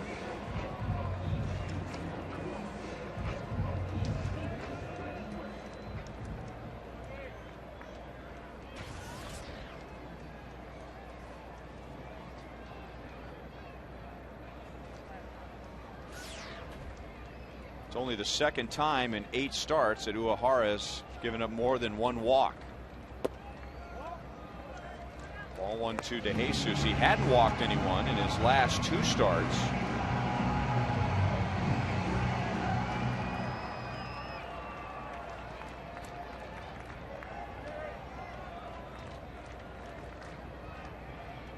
And no walks allowed in 3 of his last 4. The Royals have gotten 2 out of him today. DeJesus tripled and scored the Royals run. Tien running, and DeJesus rolls it foul. 1 ball, 1 strike. I have to think that was probably a hit and run. Tien was looking all the way in on that one, and Uehara is really fast to the plate, so I didn't see Mark Tien straight stealing on him.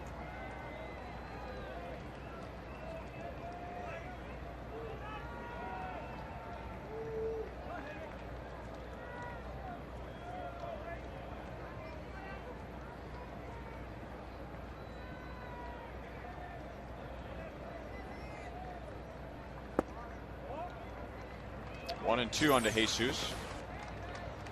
This is David back in the 3rd inning, really turning on a fastball. Middle in. Markakis actually dove for it, and that really opened it up for Dave to go all the way to third base for a triple.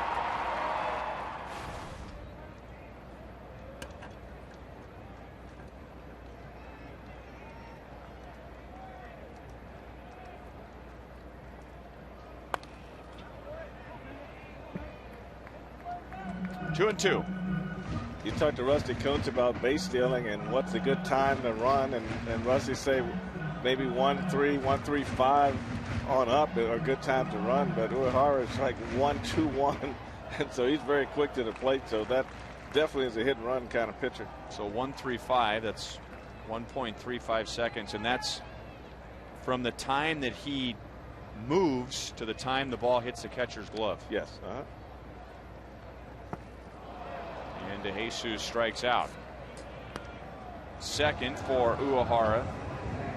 1 down in the 5th inning. Don't forget about the new weekday play pack. A great deal at Kauffman Stadium for weekday games in May. You'll get 4 Field Plaza tickets with $20 worth of concession and unlimited free games in the outfield experience. All for just $40. Not many May home games remaining, so call now for the weekday play pack. That's a $150 value. Fouled away by John Buck, driving in the Royals run in the 3rd inning. DeJesus had tripled. Buck got him home, his 18th RBI of the year.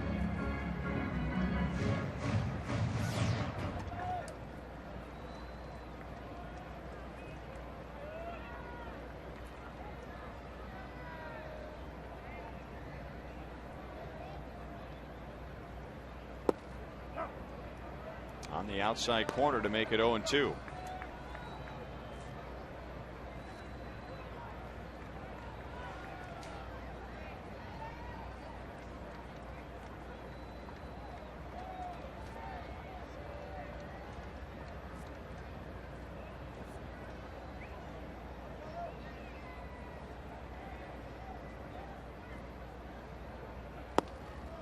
And a 3-pitch strikeout. So after the leadoff walk, Uehara strikes out DeJesus and Buck.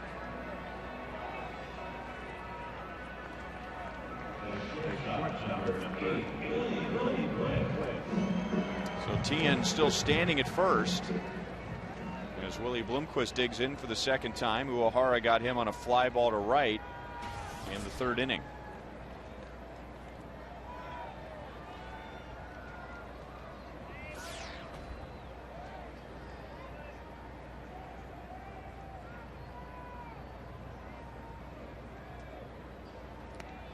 That was not intended to pick off Mark Tien.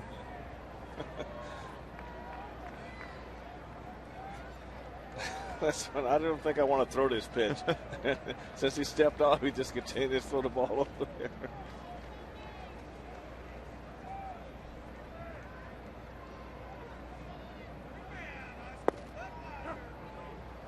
Strike on Bloomquist. Now this would be a similar running situation where you wouldn't mind Bloomquist leading off the next inning if Tien were thrown out. But as you pointed out, this is not really a good guy to run against. No, it's not. He's real quick to the plate, and most of the base runners are designed when they see that slide step, they don't go. What's making him tough is that he's getting all of his other three pitches, his slider, his curveball, his split finger, his change, they're all working in that 78 to 85 range, and all of a sudden he with 2 strikes, he'll throw that fastball at 88, and it looks like it's probably 90, 92 miles an hour.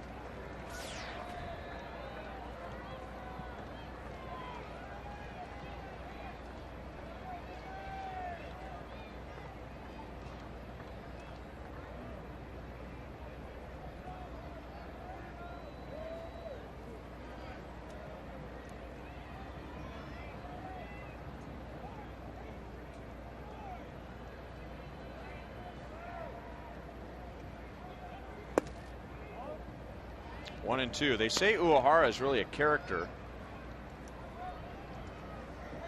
Had a lot of fun with his teammates, and they have teased him about his orange shoelaces, which he wore with the Yomiuri Giants, the same colors. And that was good luck for him.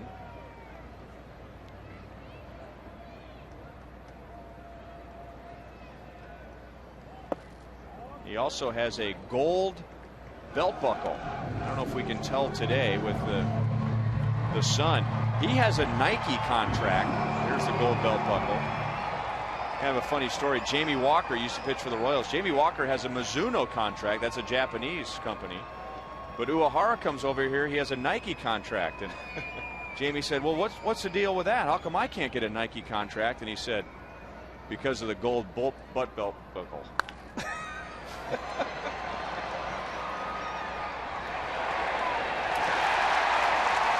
Bloomquist beats out the shot to his Turris.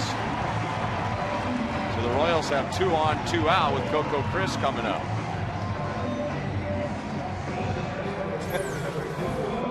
This is a great effort right here.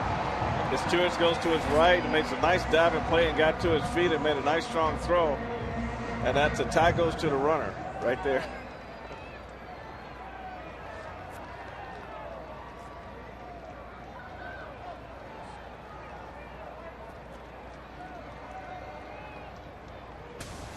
Well, pitchers always want those outs. Anything close they wanted right there, but it was a great effort by Cesar Turris. And now Coco, who has struck out and walked, and he's after the first pitch and rolls it to Roberts. The Royals strand 2 in the 5th inning. 3-1 Baltimore at the end of 5.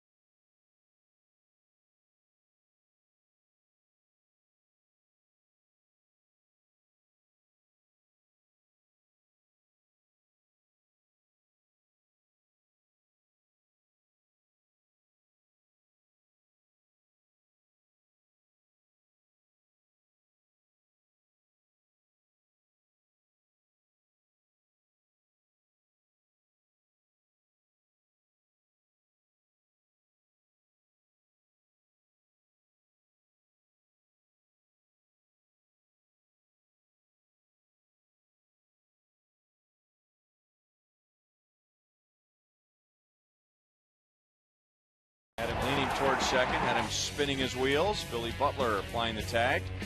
Coors Light Freeze Can brought to you by Frost Brewed Coors Light, the world's most refreshing beer.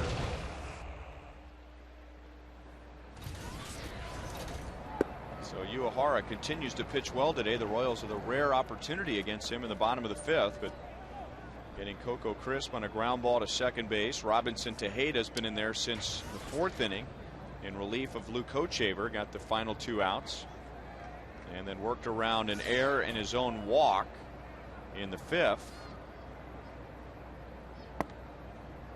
It's 2-0 on Nolan Reimold, who was grounded to short and single. Reimold, Wigginton, and Zahn in the 6th inning. 6, 7, 8 hitters. Orioles got all 3 of their runs in the 3rd. That's out of play. Felix P.A. tripled with 1 out against Hochevar to score Wigginton. Ryan Roberts followed with an infield single. That got P.A. home. And then Roberts, for the 2nd straight game, scored on a wild pitch. 2-2 on Reimold.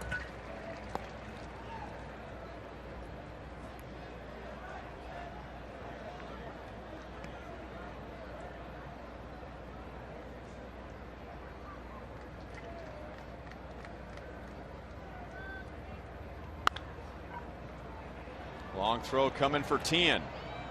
Butler, backhand play to get him.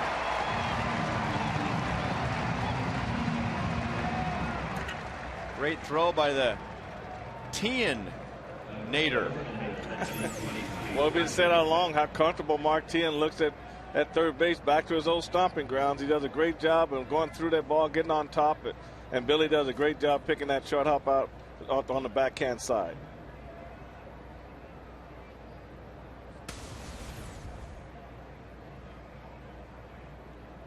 Those digs on the backhand like that look a lot easier in slow motion.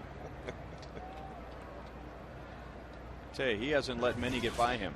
I always thought that backhand, to me, that backhand play was a lot easier to make than the forehand play. You just seem to have a lot more rhythm with your body, and you can stay a lot softer with it. And Billy did a great job getting out on that front leg and just really taking his time and making that play develop versus trying to go through and force it. He just caught it on the short hop and moved right through the ball. Very now, nice. when you're trying to make that play, it's with the forehand play. It's very easy to try and scoop it and go down, back up again. Where on the backhand, it's kind of easier to stay through the plane of the ball, isn't it?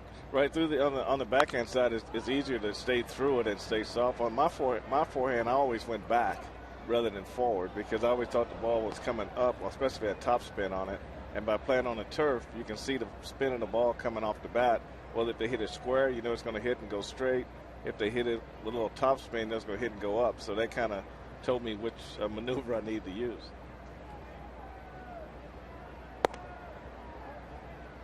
Three balls, one strike on Wigginton. Walked leading off the 3rd inning and scored, and hit by a pitch in the 4th, and that was the last pitch thrown by Luke Hochevar. Hochevar going 3 1/3, giving up 3 runs, 3 hits. One of the runs was unearned. Fouled back just over our heads. In and out of the upper deck.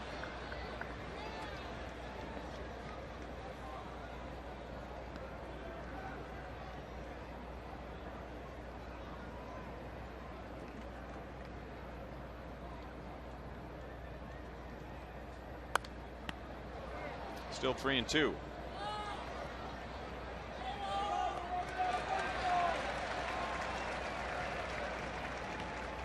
Day off tomorrow for the Royals. Only had to wait a week in between days off. Before the last day off, the Royals had to wait 3 weeks. Played the maximum of 20 straight games without a day off. At the knees, called 3rd strike. Tejeda strikes out his 2nd. Wigginton thought it was low.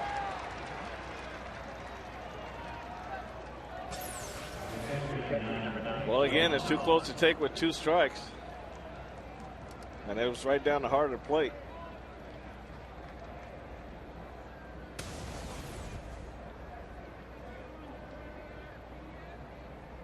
So 2 down, and now Greg's on. His line to center, fly to left. 0-1.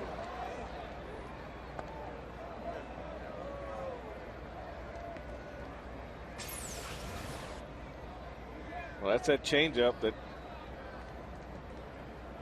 then Johnny's backswing really caught Buck on the side of the helmet. Luckily, he's got that hockey goalie helmet style, that the old-fashioned one. He might have had a little cut on his head with that one. That changeup really stretched Johnny out, got him out front, and increased that backswing, and that's how catchers get hit.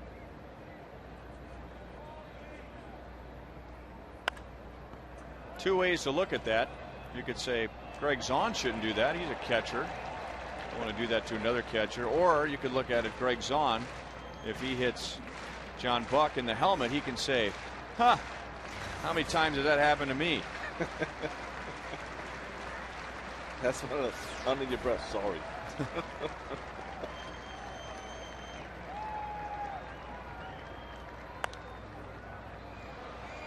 Still 1-2. I know when Jamie Quirk was catching, he a couple times he got hit like that, and on the backswing like that, and that's when they had the old-fashioned. This before they had skull caps, and it doesn't feel too good to a catcher when that happens.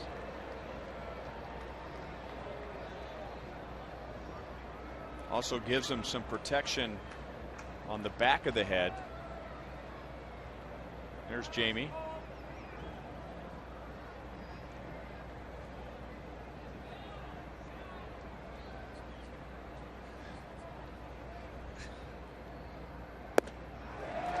'97 with the fastball, and it's a 1-2-3-6 for Robinson Tejeda.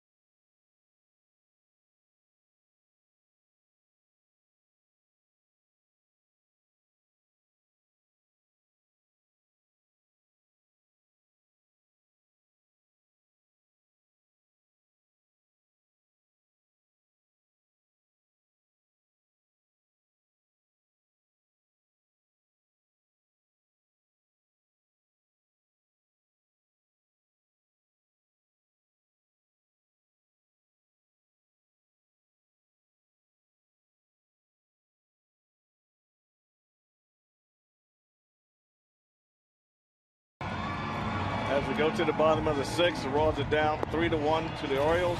This is our Sonic Slam inning, and our contestant is Kathy Mitchell from Platte City, Missouri. If the Royals hit a home run in this inning, Kathy will win $500. But if the Royals hit a grand slam out of the park, Kathy will win $25,000 from Sonic and the Kansas City Royals. Alberto Callaspo going deep into the right field corner, but a little out in front. Alberto with his first 2 major league home runs this year. Today he has flied to center, flied to right against Uehara. Of the 15 outs recorded by Uehara so far, 10 in the air, and 5 didn't leave the infield. Callaspo, Butler, Jacobs, if anybody gets on Guillen in the 6th inning. Uehara has walked 2. He has struck out 3. Callaspo batting second for the 3rd time this year.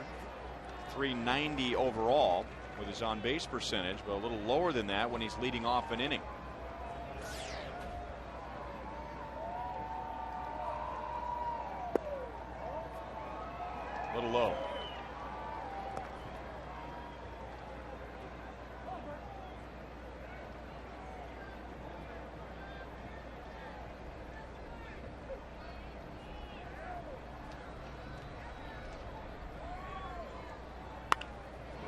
Into center field. Second straight inning, the Royals have the leadoff man on. So Callaspo is 1 for 3. And automatically brings the tying run to the plate. That's a little splitter again. It stayed out over the plate, didn't go down, and Alberto just used his hands and just flicked the line drive right through the middle. We always said that split finger, when it doesn't go down, that's a very hittable pitch. So the Royals now beginning their third time through the order against Uehara. Never faced him before today. The first 2 times through, just 1 run, 2 hits. On the inside corner for strike 1.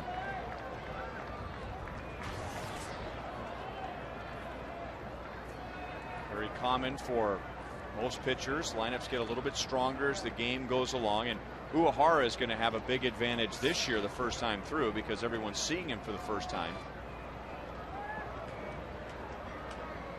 Yeah, the big thing with him is that he's able to his speed differential is so vast that he really, and some of his pitches look the same because they're in the same speed zone that the hitters have a hard time distinguishing between the changeup and the splitter, and the curveball and the fastball.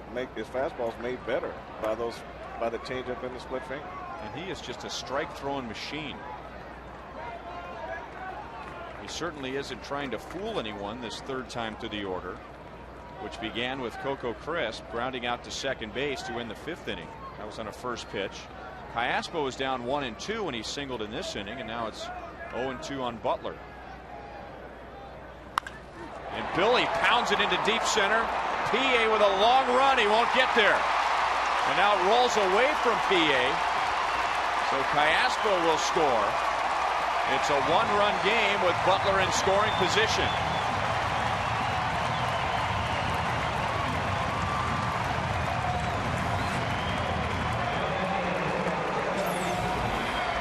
Billy gets a fastball up out over the plate, and when Billy Butler's swinging well, that's where he's hitting the ball. He drove this ball into deep right center field. Callaspo came around to score on it from first base.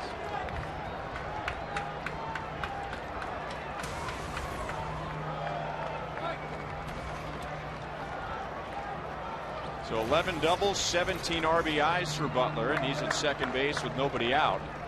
For Jacobs, who at least wants to get a ground ball to the right side. Well, being a pull hitter, this is his situation. He just got to get a pitch that he can get over on the right side on the ground and get Billy in scoring position. He'll probably take a base hit right here too, but accomplishing that feat would be what the situation calls for. A tap to the left side. We're going to call obstruction on the left side of the infield. It's not going to matter. Butler gets her anywhere. He collided with Mora. I don't think Mike Jacobs, if he could have rolled that ball to the left side, could have placed it any more perfectly than he did. Well, Billy does a good job reading this ball, and Mora does everything he can to get out of the way. Normally it's the base runner that's got to allow the fielder to field the ball, but since the ball wasn't anywhere near Mora, that's where the obstruction call came from. Dave Tremblay wanting to make sure that it was obstruction and not interference, and that Billy Butler wasn't intentionally preventing Melvin Mora from getting to that ball. I think Mora looks like he thought that Koji was going to catch this ball, and because he hesitated a couple times before he decided to come forward. But it's such a big difference in between him and where the ball is that I think the umpire made the right call.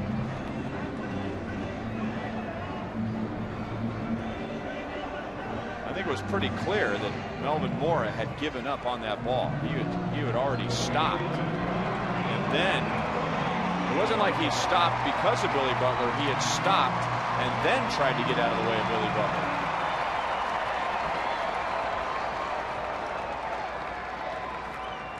So first and third with nobody out, and they get busy quickly in the Baltimore bullpen.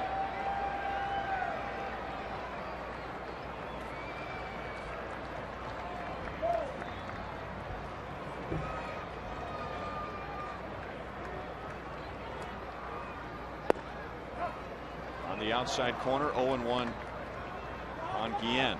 Yeah, that would be the situation there, Ryan, where Billy has the baseline, unless the fielder's in the act of fielding the ball. Then he has to maneuver around the fielder. But in that case, Marr didn't know whether to stop, come forward. He got himself caught in no man's land by how he read the ball off the bat. That's Passmore. The Royals have tied the game. Jacobs hustling to third base. Dave Owen is going to wave him home. He will score. The Royals have taken the lead on a 2-run Guillen double.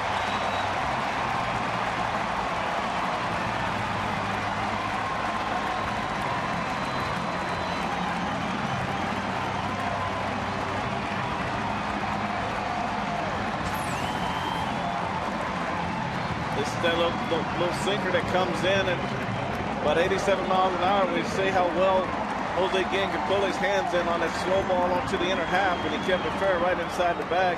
The ball just got stuck underneath that padding out there, and that's what allowed Jacobs to score from first base. You can see here where the ball goes down in the corner, and it gets stuck right underneath the padding. And just like that, the Royals have knocked Uehara out of the game.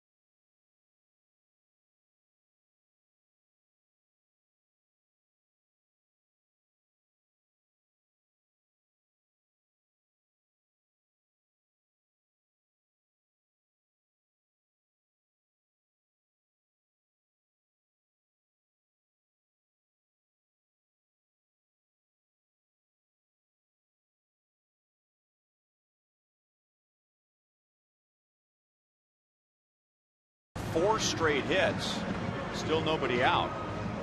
As part of the Royals salute to the Negro Leagues, you can get a replica Monarchs jersey from Pepsi on Saturday, May the 30th. Royals will be hosting the Chicago White Sox. That jersey available to the first 20,000 fans, so come on out. Always a great event. 1-800-6-ROYALS, Royals.com, Hoffman Stadium box office, or area Hy-Vee food stores for tickets. So it's the side armor Jamie Walker in to face Mark Teahan, who was fouled out to the catcher and walked. Jose Guillen with a 2-run double to put the Royals in front. Royals were down 3-1 coming into the inning. They've scored 3 so far.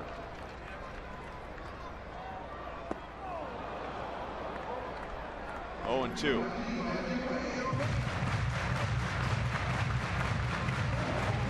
Second time that Jamie Walker has appeared in the series.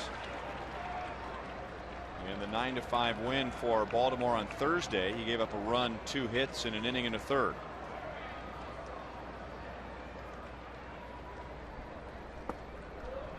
One ball, 2 strikes.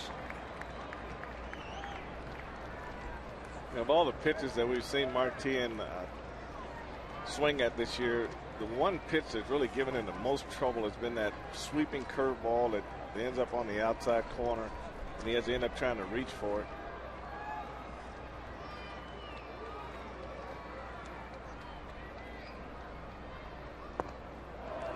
Started to go, able to check, and the count is 2-2. Tien grounded back to the mound when he faced Walker on Thursday, so that makes him 1 for 6 with a couple of strikeouts against Walker, who can be tough on lefties with that sidearm delivery.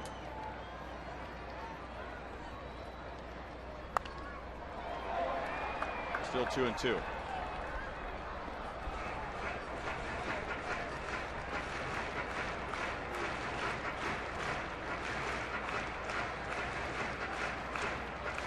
Jamie Walker now in his 3rd year with the Orioles.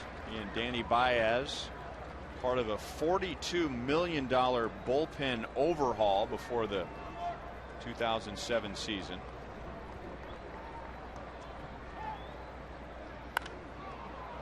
And Tien pops it up. And Mora at the dugout sweep. He might have wanted to take a little different route, and we've seen that happen ever since the dugout suites were built, that players go to the railing. If he had gone around the railing, he might have been able to reach up on top of the dugout and make the catch. I think a lot of times when you go over there, guys forget to check where the railing is, and they're afraid to take the eye off the ball. But he finally looks. Like I say, just knowing where that corner is, the way you can get around there. I think if he goes on the side of the railing, he can put his glove on top of the dugout suite and come a lot closer than he did.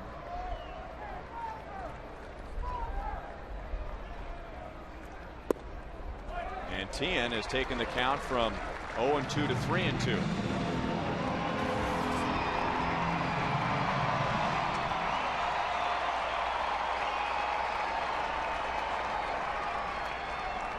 Half the time he has had the count full, he has reached with a walk.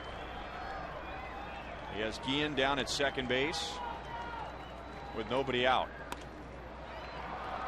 Shallow left center. This is a long run for Reimold, but he's there to make the catch.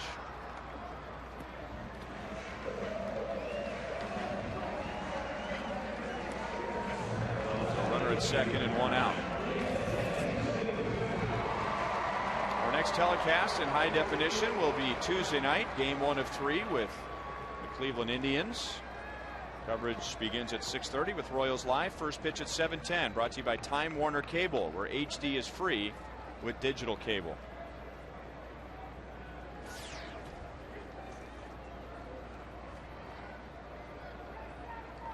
Now David DeJesus.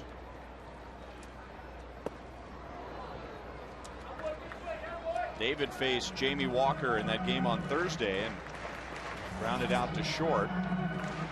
So he is 2 out of 9 against Walker.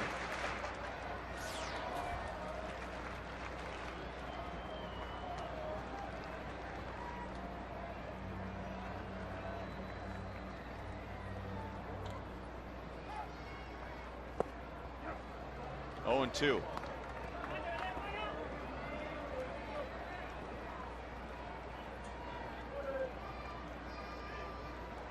Well, you take the lead, but you have a runner at second with nobody out, and a runner at second with nobody out who doesn't have a lot of speed, but still you'd like to get him to the plate.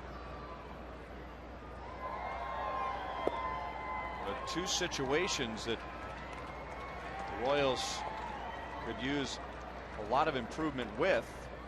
Runner at third, less than 2 outs. Runner at second, nobody out. Yeah, that's what made Tien's at bat so crucial, because Guillen is not running full speed right now. So to get him to third base 90 feet away with 1 out really was crucial in that at bat. Up the middle, Roberts, good backhand play, and just floats it over to first. So Guillen over to third, and now the Royals need a hit to get him home.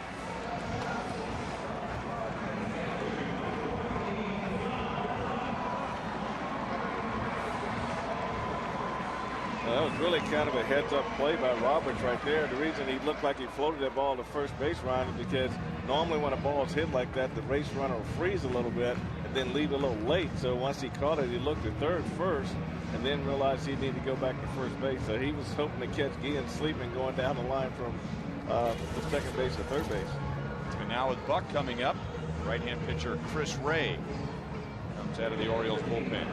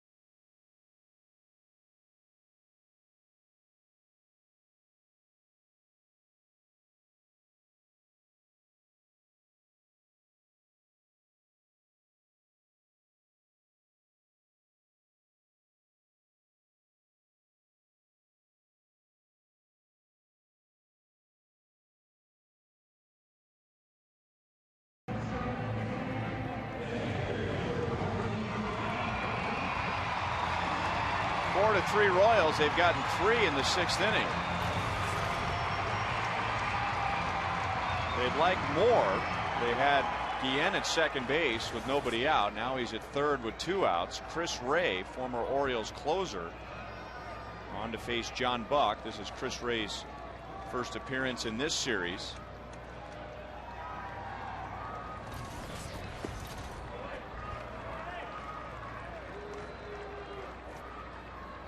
Guillen with the big hit, a 2-run double.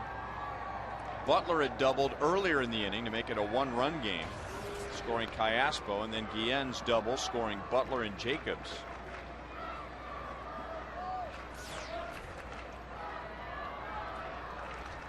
Buck today 0 for 2. He has an RBI with a ground out.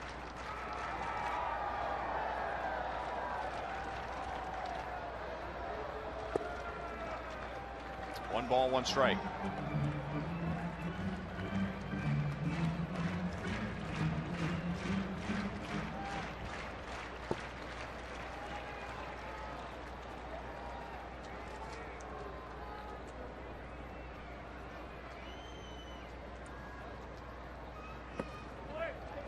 The Orioles have really gambled their last 2 years with closers, or at least 2007 and 2008. They had B.J. Ryan in 06. He signed that big contract with the Blue Jays, so they gave the closer's role to Chris Ray in 07. He only had about 40 innings of major league experience, and then blew out his elbow and had Tommy John surgery. 3-1 on Buck. And then last year, they gave the closer's role to George Sherrill, who only had 4 major league saves. Well, you can see with Chris Ray with his arm angle how he can be tough, but throwing strikes is going to be the one thing that's going to make him tougher. But he's got that lower arm slot, which gives him some good sink on his fastball. It also puts a lot of torque on the elbow. Now 3-2 on Buck. Of course, the Royals also gambled somewhat, making Joakim Soria closer. Minnesota gambled, making Joe Nathan their closer. He had 1 career save when they traded for him. So sometimes those gambles pay off big time.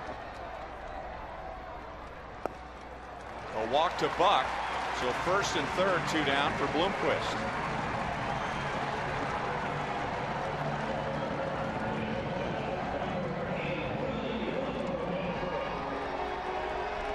Willie has an infield single and a fly out to right field. And Willie feeling confident as he steps in against Chris Ray. He's faced him twice, 2 hits, including a double.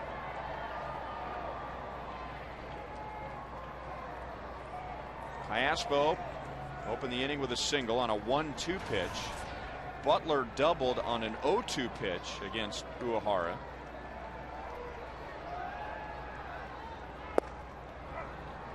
A strike on Bloomquist, then Jacobs with a swinging bunt and infield single. Guillen followed with a 2-run double. So 3 runners home and a runner at second with nobody out. Uehara was removed from the game. 0-2 on Bloomquist, and then Jamie Walker came in, got Tien on a fly out to left. DeJesus on a ground ball to second. Now Buck has walked. And it's Ray and Bloomquist.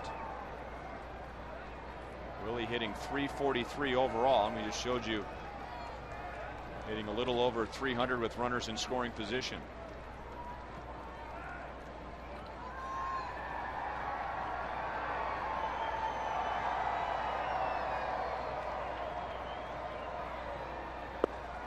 On the corner, struck him out. The Royals get 3 to take the lead. Billy Butler driving in the first run with a double, and then Jose Guillen driving in 2 with his double.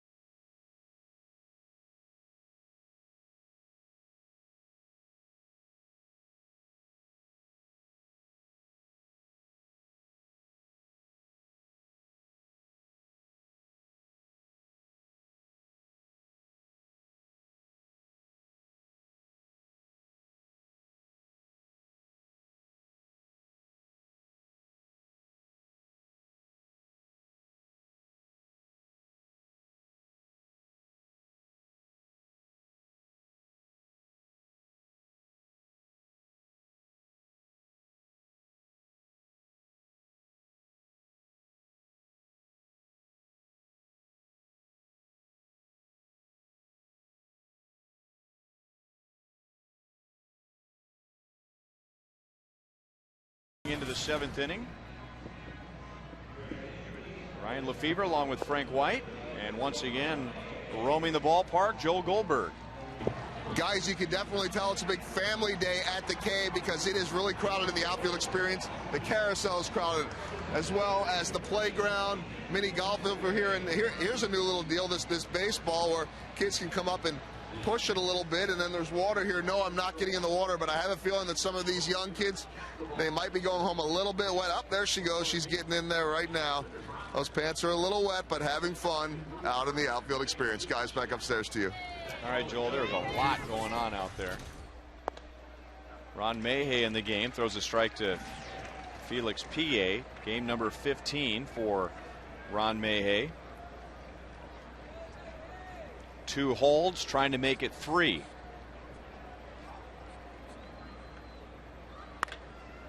To Callaspo. Hit hard but out. PA is 1 for 3.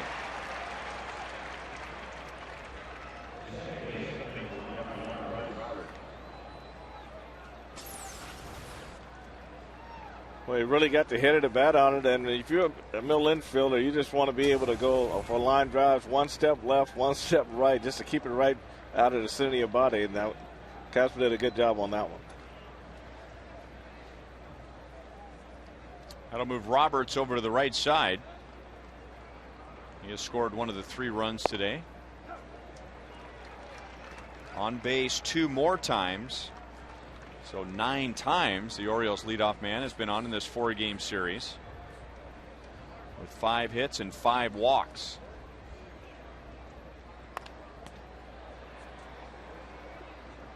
No balls, 2 strikes.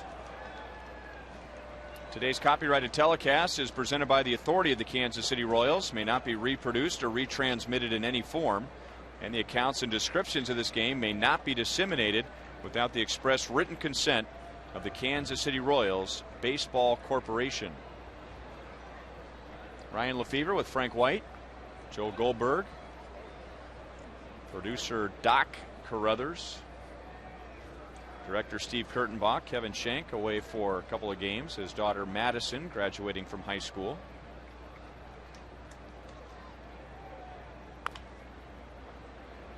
Big bounce to Bloomquist. So Roberts, who's been on base 10 times, is thrown out. 2 down in the 7th inning. Remember, you can get all your Royals gear at the official online pro shop of the Royals. It's open 24 hours a day, 7 days a week. A great place to get Royals caps, t-shirts, jerseys, and more. Get your gear straight from the source, the Royals.com pro shop. Is Turris, switch hitter, moving over to the right side, 0 for 3. You know, Ryan, you can really see Ryan Mayhay's stuff start to get better. This is his 6th. He's had 6 consecutive outings where he haven't given up a run, so you can see his splitters working good. His fastball velocity's going up.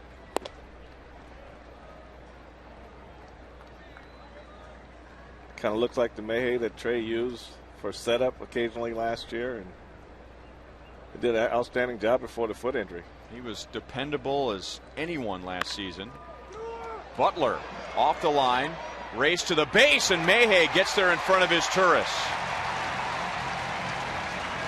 Ron Mayhay comes on to the 7th and gets P.A. Roberts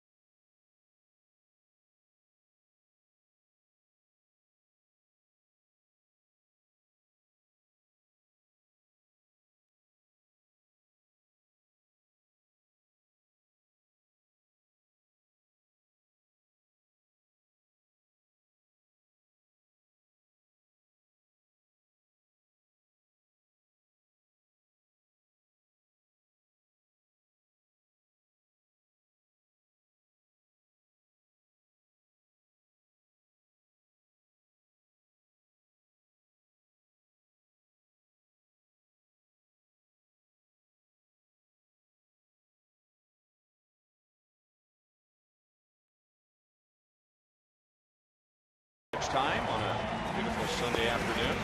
Let's go around the American League, where Minnesota and New York are tied. Another home run for Alex Rodriguez. The Yankees have won 4 in a row. Detroit beating Oakland again, so the Royals need a win today to stay a game back. Toronto beating Chicago. The White Sox have lost 4 in a row. Tampa Bay is in front of Cleveland. The Indians will be coming to Kauffman Stadium after that series. The Rangers have won 6 in a row. They have a 3.5 game lead over the Angels, and they have a 3-0 lead.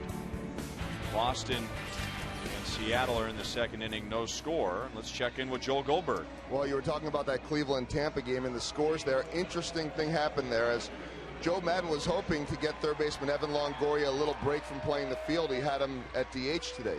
Only problem is when he filled out the lineup card, he filled out Ben Zobrist at third base and Evan Longoria at third base. So after Tampa took the field in the top of the first and Zobrist played third, Eric Wedge brought it to the attention of the umpires, and after a 13-minute delay, they realized that Longoria couldn't play because he hadn't taken the field and there was no DH. So pitcher Andy Sonnenstein ended up batting third. Oh, by the way, he went 1 for 3 with an RBI double.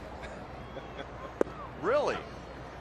And then Longoria came in to pinch hit for him later and moved into third base with Zobrist moving to right field. And Longoria, who of course is having an incredible year, ended up walking and getting picked off first base. But Tampa is leading, but you know, you see those exchanges of the lineup cards, it actually does mean something. So let me get this straight, Joel. Andy Sonnenstein was inserted as the DH and he batted 3 times. Well, he's the starting. Well, he was the starting pitcher of the day. Oh, okay, I got you. So he essentially, as a National League guy, you know, we talk all the time about 2 catchers, one as a catcher, one as a DH. It was kind of like that. Markakis runs down the jolt from Coco Crisp. 0 for 3. For a second, I thought what Joel was saying is that since the DH wasn't in the lineup, that Joe Madden then used someone else other than Longoria and used another pitcher. Nobody else available on the bench? Well, you know, that makes sense. Yeah, you talk about La Russa sometimes batting the pitcher 8. They just decided to bat the pitcher third today. If it means anything, he's known as a good hitter over his career. I just don't think they were planning on having him hit third today. So there you go. You'll have all the stories tomorrow. Everyone's scurrying now to find out when was the last time a pitcher hit in an American League game. I got it for since 1973. When was it? Well, according to the story I'm reading, and it involved the Indians, Charles Nagy was forced to bat in the 7th spot against the Jays on July 23rd, 1999, thanks to a mistake by manager Mike Hargrove. Okay. I guess it says Manny Ramirez had been listed as the DH with Alex Ramirez playing right field, and Ramirez went out to play right field, and Jim Fregosi pointed it out, and they lost their DH. It happens every 10 years.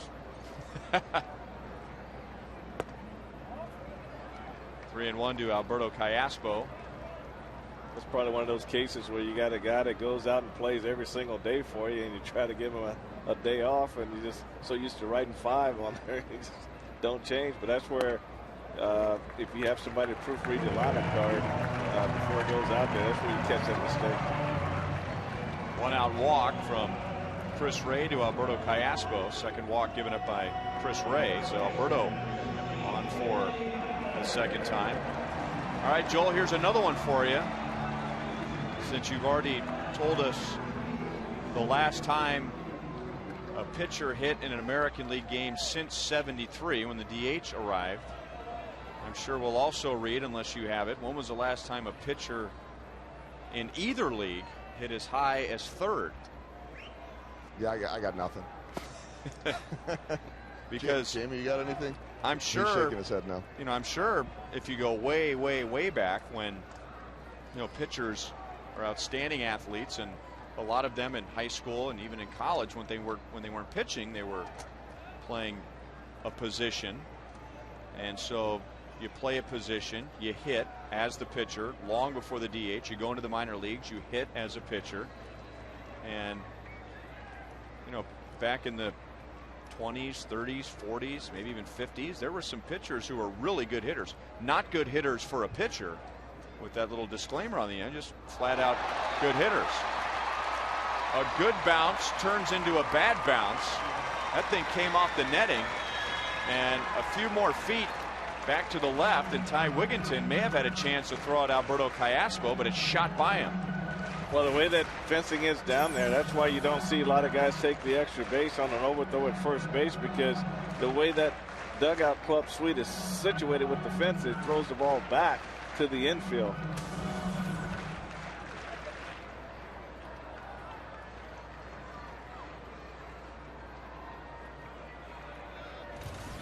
Callaspo second, one down for Billy. RBI double, runs scored in the Royals' 3-run 6th inning.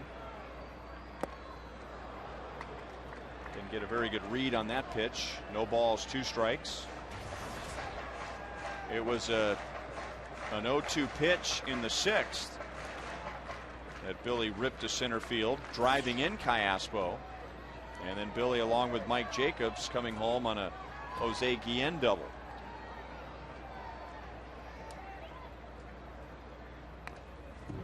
Still 0-2.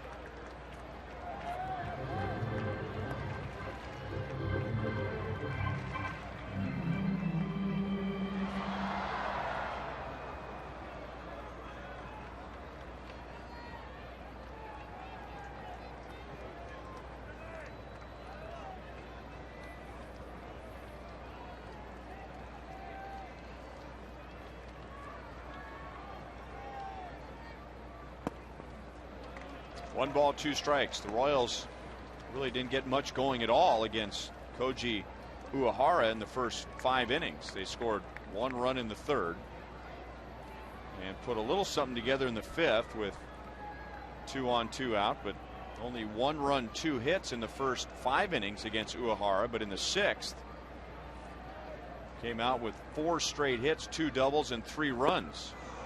Butler strikes out, and that's 2 away in the 7th inning.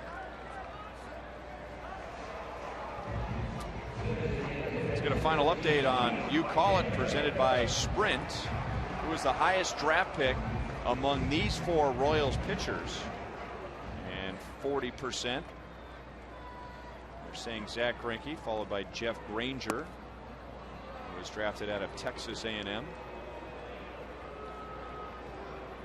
Now this will fire up Jose Guillen. The Orioles are going to walk Mike Jacobs to face Guillen. So 40% saying Zach, who was drafted out of high school, and we'll give you the answer in an inning or so.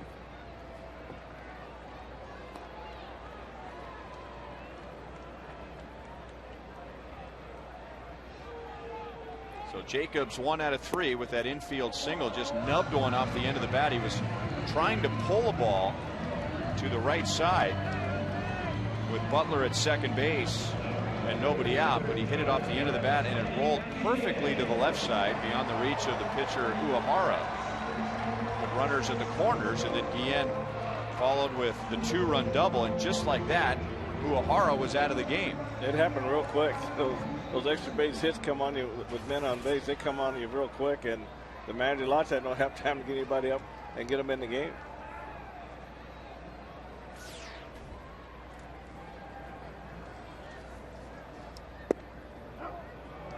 Hard slider finds the outside corner. Only 1 career at bat for Guillen against Chris Ray. 0 for 1.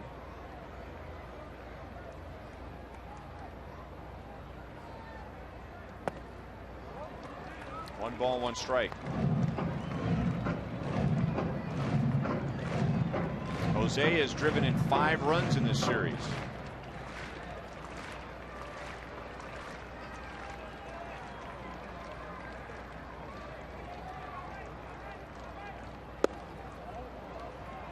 Outside with a fastball at 95, and I'll just add to what you said an inning ago. You can see where this guy will be a good closer, as he was a couple of years ago with that arm angle, 95 with his fastball, hard slider. Yeah, and it's hard sinker also. It just matters just throwing strikes. That's the biggest thing about being a closer is your strike consistency and being able to get that first pitch strike. That's what makes Joaquin Sawyer so good. Is he's able to get that first pitch strike in there, and allows all of his other pitches to work, and then having the command to put it on the corners when he wants it out there.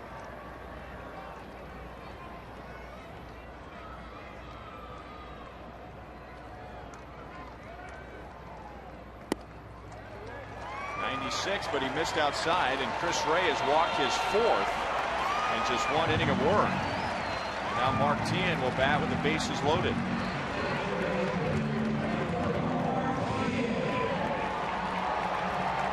But Minnesota's had an awful time in New York, and they are swept in this series, and for the second time they lose on a walk-off home run today in 10 innings by former Royal Johnny Damon. Johnny continues to help the Royals. It was Minnesota that helped the Royals through most of that losing streak when they were playing the Tigers and kept things pretty close. And now the Yankees are helping the Royals by taking care of the Twins. So the Twins fall to 2 games below 500. Tigers have already won today. The Royals need to hang on here today to stay 1 game back. So they're loaded up for Teahen. A walk, a fly out, and a foul out. 0 for 2 today. Off the fist, 1 hop to his Turris, and that's the inning. Royals strand 3 in the 7th. They lead by 1.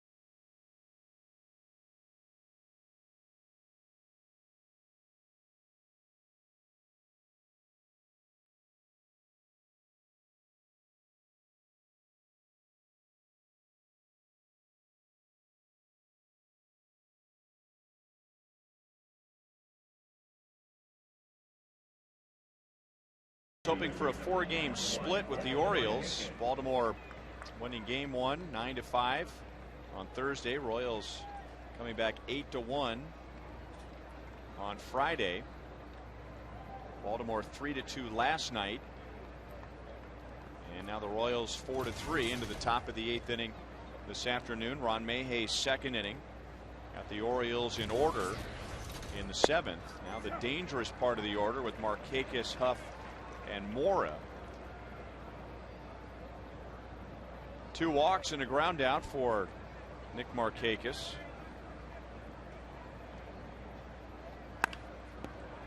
Deep short. Long throw, Bloomquist, and this time Billy can't pick it.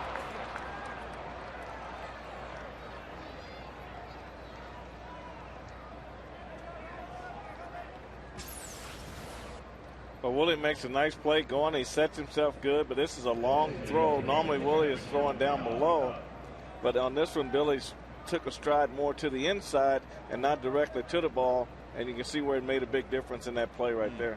If he strides to the throw, then he's soft and he goes through the ball like he did early in the game. So that's an error on Bloomquist and a 4-error game for the Royals.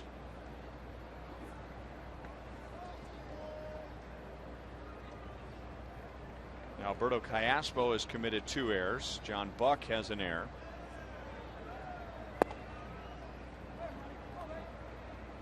And now it's 1-1 on Huff. He reached on an error by Callaspo back in the 2nd inning, and he has grounded out twice, 0 for 3.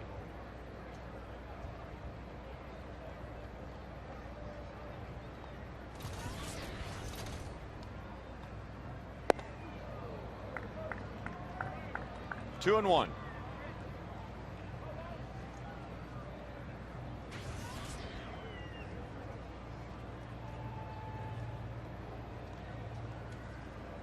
Huff is 2 out of 9 against Ron Mahay. Stroked into right field, and Markakis will go first to third.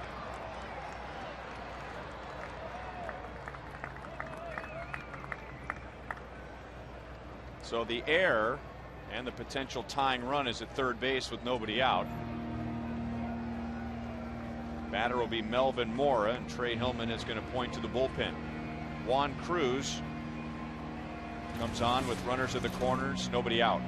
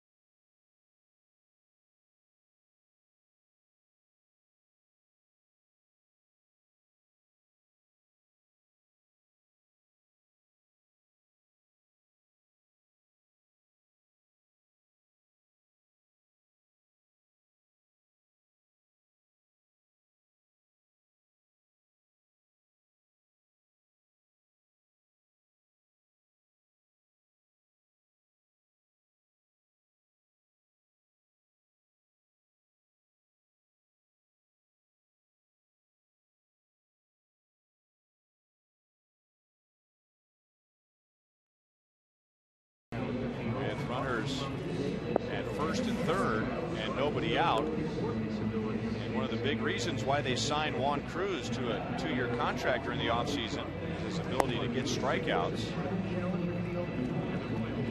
And he's going to need one here. Strike out, an infield pop up, or a double play with runners at first and third and nobody out. Markakis reaching on an error by Willie Bloomquist, and then Aubrey Huff with a base hit to right, and Markakis going first to third. Huff did an outstanding job in going down and hitting that slider by Ron Mahay and ball down, and just took it right inside the line in right field.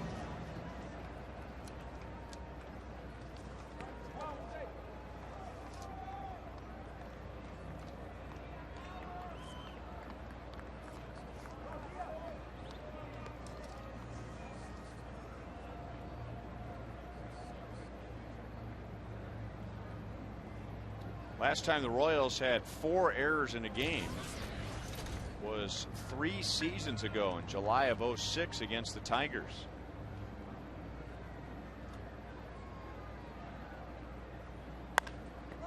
Pop up. Well, that was one of the 3 options, and Bloomquist makes the play.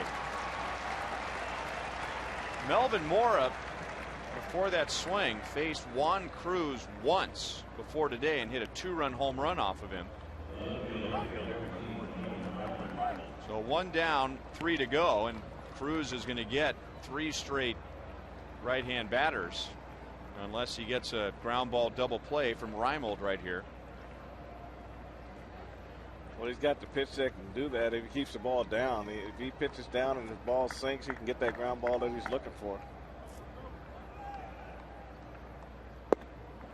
Starts him off with a hard slider and had Reimold bending the wrong way.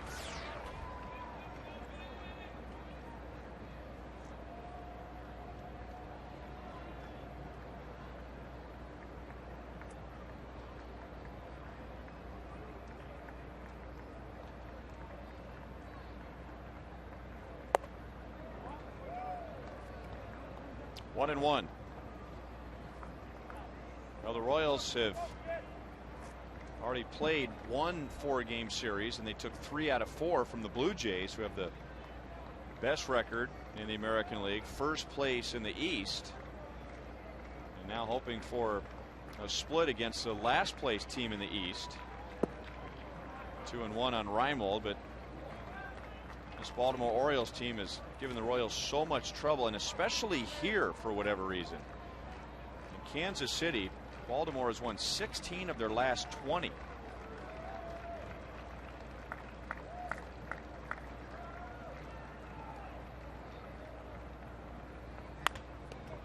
To third, gonna have to hurry. Out at second, safe at first. The game is tied. So the error turns into a run, and we're tied at 4.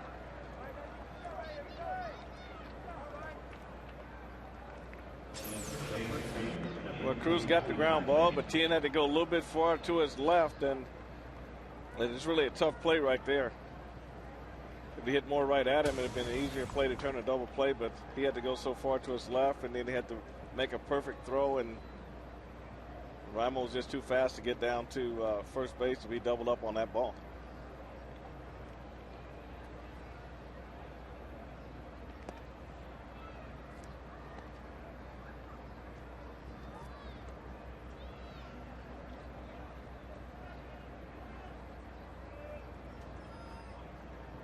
Ty Wigginton has walked. He's been hit by a pitch. He has struck out. So 3 non-contact plate appearances. And now Cruz is preoccupied with Nolan Reimold, who has not attempted a stolen base in this, his first Major League Series.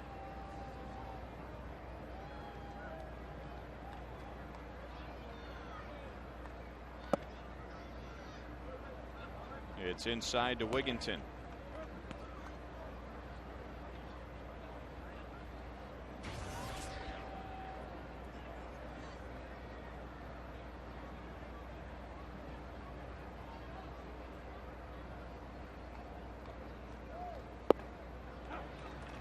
One and one. Baltimore had a 3-0 lead with 3 in the third. One of those runs was unearned because of an error. Royals with 1 in the bottom of the third and then 3 in the bottom of the 6th.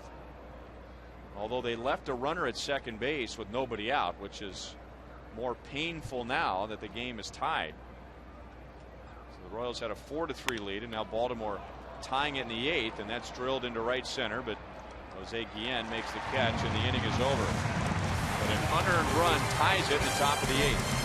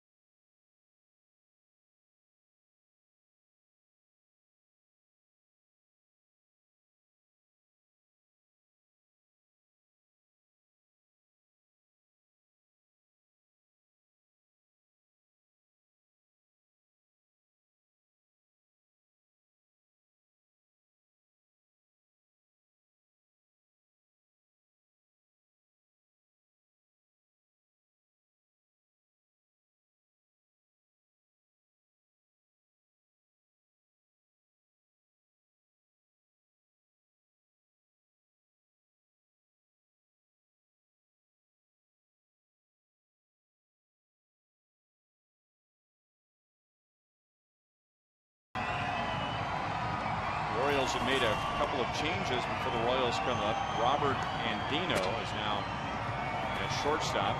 Just announced that Cesar Izturis left the game with a strained groin. So Andino at short, and now Jim Johnson, who comes on for the 3rd time in the series. Royals will be sending up David DeJesus, John Buck, and Willie Bloomquist. On Thursday, an inning and 2/3 scoreless for Jim Johnson, and then another inning scoreless last night. So he's been in there for the 2 Oriole wins. Now trying to keep it tied with David DeJesus, who tripled and scored leading off the 3rd inning. Since then, he has struck out, grounded out.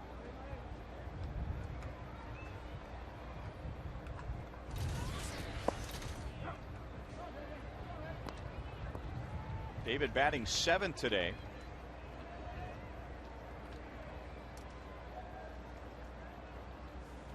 The way Alberto Callaspo has been swinging the bat, Trey Hillman batting him 2nd. Sliced into the left field corner and just foul.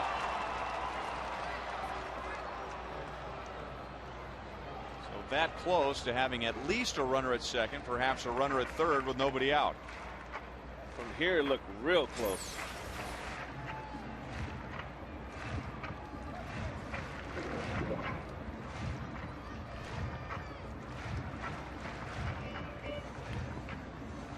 Good call and a tough call because that ball landed in the shadows. It wasn't in the bright sunlight, but third base umpire Jerry Meals was right on it.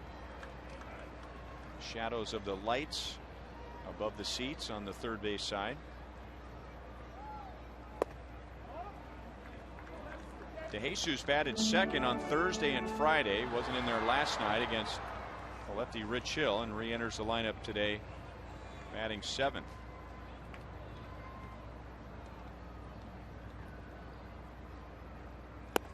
2-2.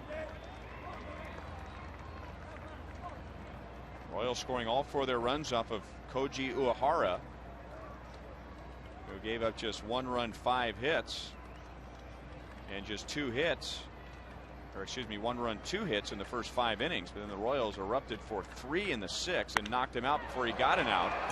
Into deep right center field. Back goes Markakis, and it's off the fence. David thinking about 3, and now he slams on the brakes. Markakis had to go to the base of the wall to grab it and hurry it back to the infield. So David just missed an extra base hit off the left field line, and now he hammers one to right center for a double. He does a great job getting his fastball out over the plate. Anything from the middle end, he just really turning on it. He really turned on this and drove it into right center field. You wish he could have rallied around a little bit, give him an opportunity to go to third, but you don't want to make that first out at third base.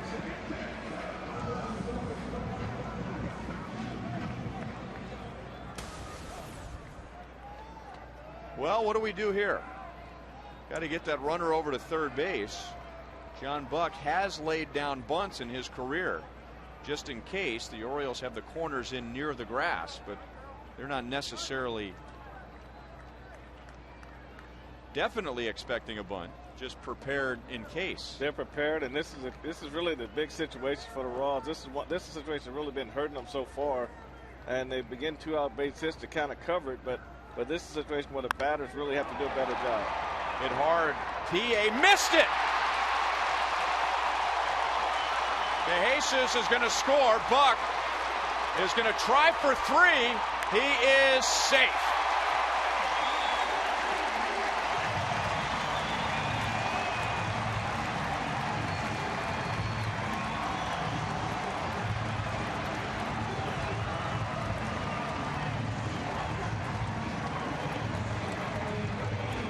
John Buck rewards his manager for allowing him to swing away. Well, John just really picked on a sinker down and in, and PA really got there, but he just dove right by the ball.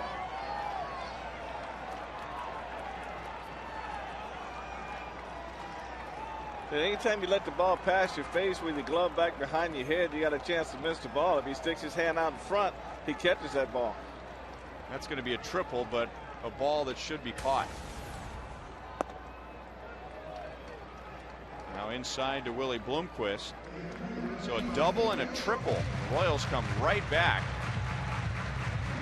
And John Buck continues to be among the league leaders in triples.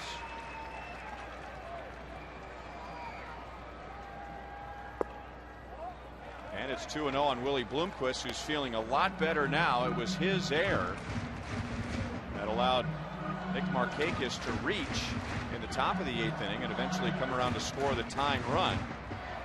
And now if he could hit a fly ball or get a ground ball through the infield, he could give the Royals a 2-run lead.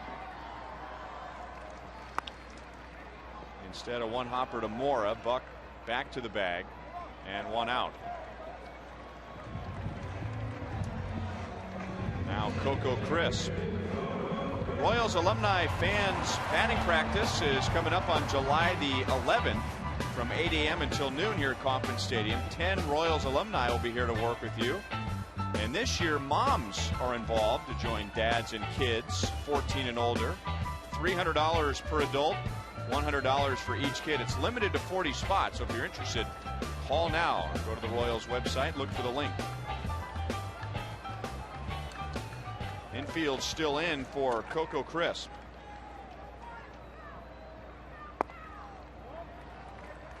One and 0. A walk today for Coco is 25th, otherwise 0 for 3. And just like Bloomquist, looking for a pitch up and get it to the outfield. This would also be a great time to maybe consider taking a squeeze bunt, but that's something that Trey Hilton hadn't done so far this season. So I don't know if it's out of anybody's mind, but it's a good time for it. Good call, and the bunt is fouled away.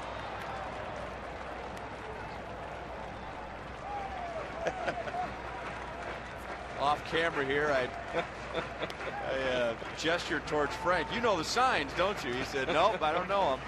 I knew him in spring training, but I don't think they trust me with him.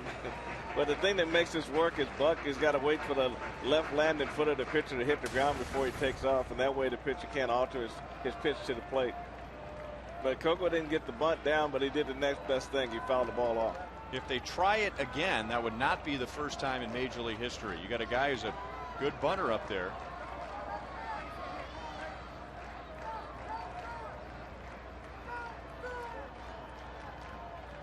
And here he comes.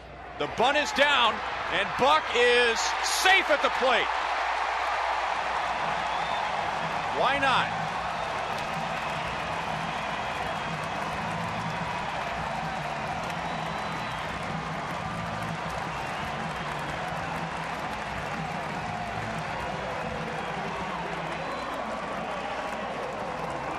So the Royals lead by 2, and John Buck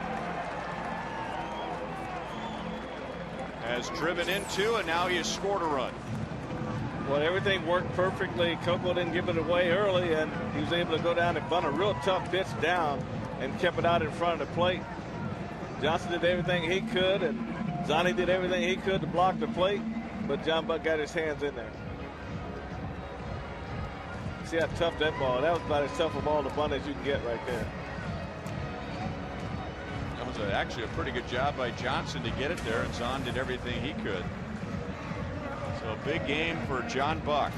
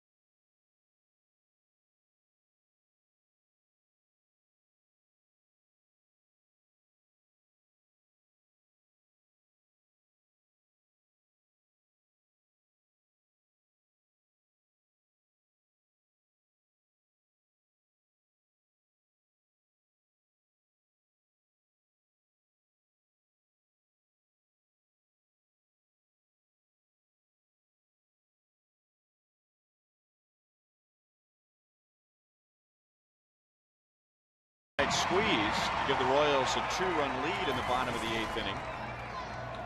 On the second attempt on consecutive pitches, Coco Crisp fouled the first one away. Trey Hillman put the sign on again. The Royals converted the play. Now Brian Bass with Coco running pitches a strike, and Coco down to second with his 11th stolen base. The Royals going to try and pile on in the bottom of the 8th inning.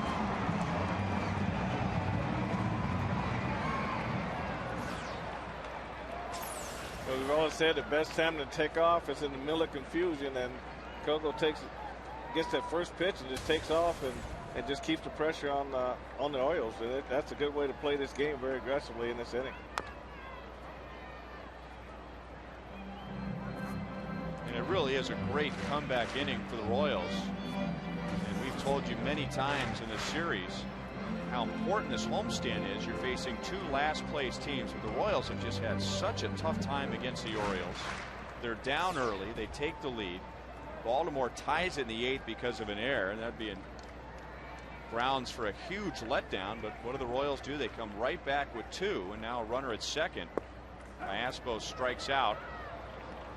So 2 down with Coco at second base and Billy Butler coming up.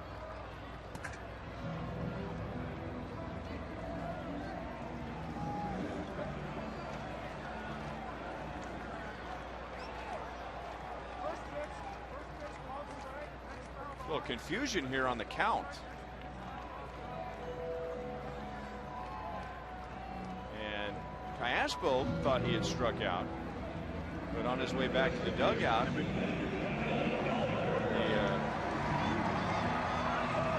Royals were barking at Mike DeMuro. Apparently the stadium scoreboard had a different count. Nate Bucati was right on top of it in our Fox Sports Kansas City production studio, lush production studio. So 2 down, and now Billy Butler in the middle of the Royals' 3-run 6th, driving in a run with a double, and then scored the tying run on Jose Guillen's double. And if I've done my math correctly, Frank White, he is facing a former teammate. Former teammate Brian Bass, yes. Double-A. Brian's a sinker curveball, slider. He has a change, but doesn't use it very much, but mainly a sinker, slider, curve.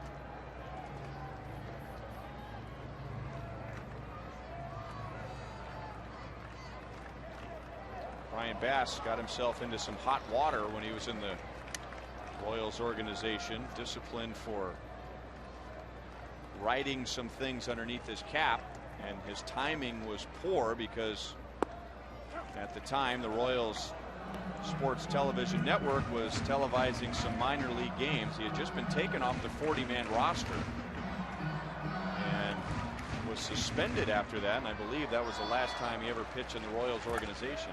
Well, that's true, and it was unfortunate that happened. You know, he had a bright future with the Royals, but at that time he was really disappointed he came off the roster. That's true, and the Royals are going to have a 3-run 8th inning.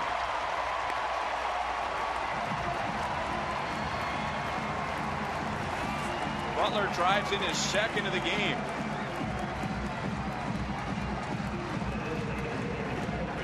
Royals have their biggest lead of the day. They just got a sinker on the inner half and just kept it in the 6 hole. And right now the Royals are really getting their offense going and really adding the pressure to the Orioles here in the 8th inning.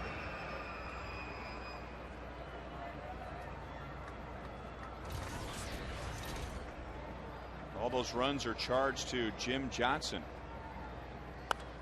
Jacobs with a pretty good whack at a fastball at 95 miles an hour.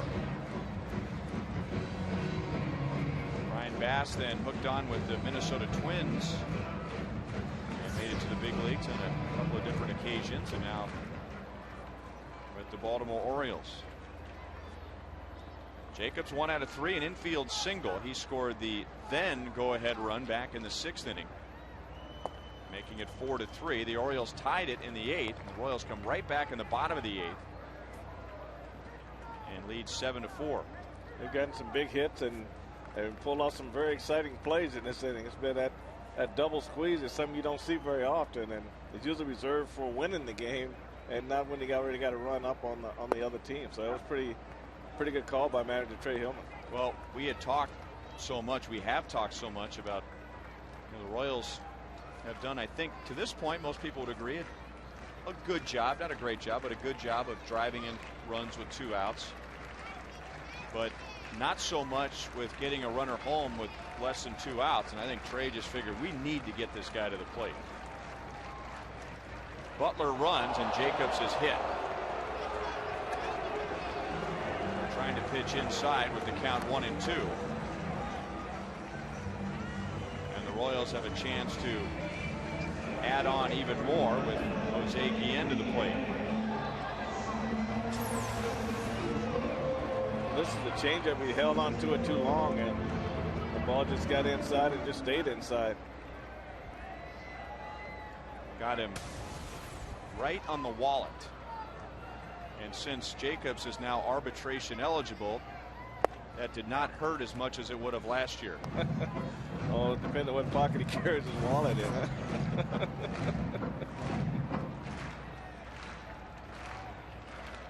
Guillen 1 out of 3 with a 2-run double.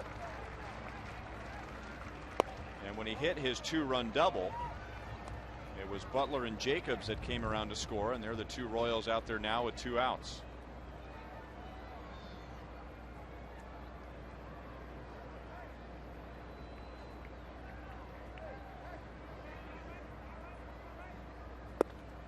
Good looking breaking ball. Ryan Bass, the Royals' 6th round draft pick in 2000.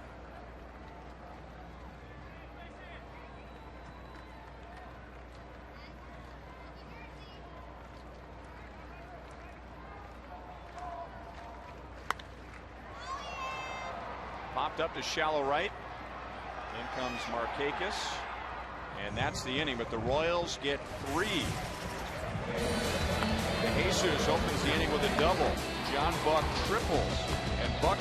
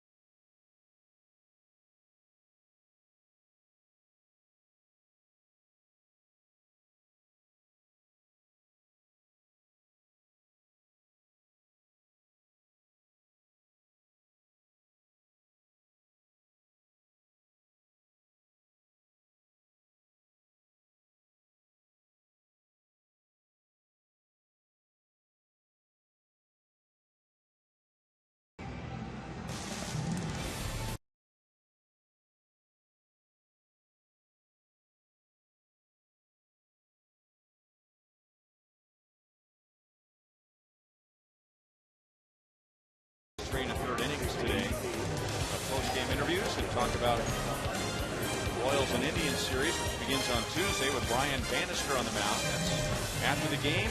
Brought to you by Boulevard Brewing Company, Kansas City's beer. Mitch Meyer takes over in right field.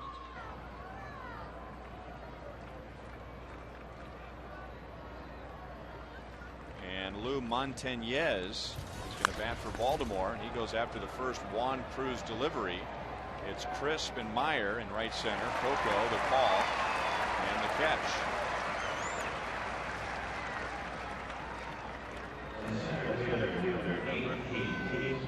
And we will get back to You Call It, presented by Sprint. And we asked you, stay away from Google, stay away from baseballreference.com and all those websites that might help you out. Who was the highest draft pick?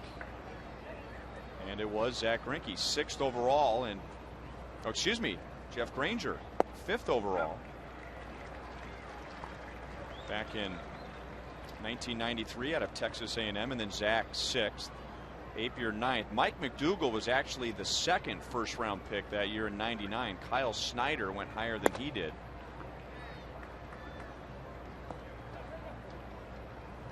So thank you for participating.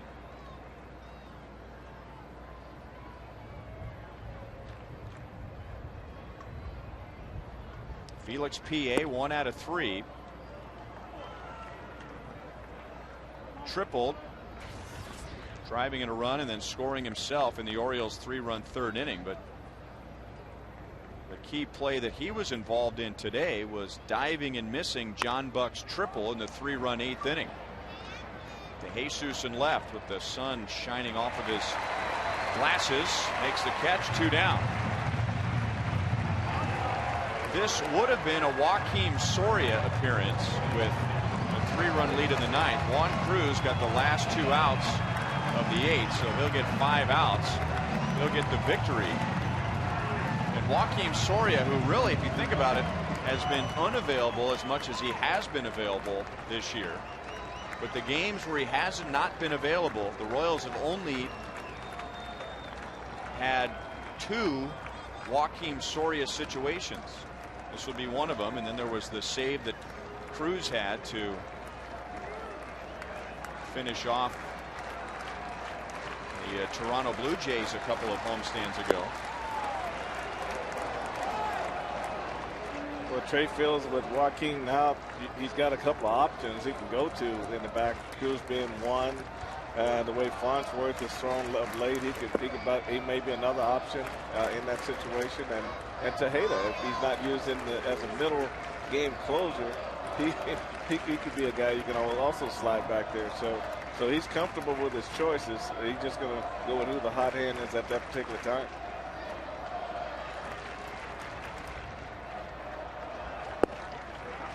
Two and one on Roberts.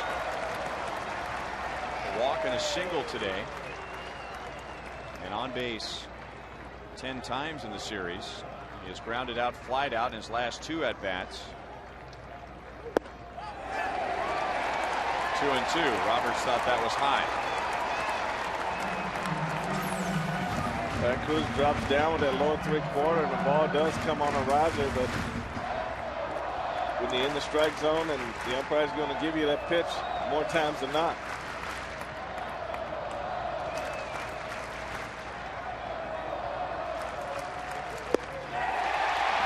And the Royals split the 4-game series against Baltimore.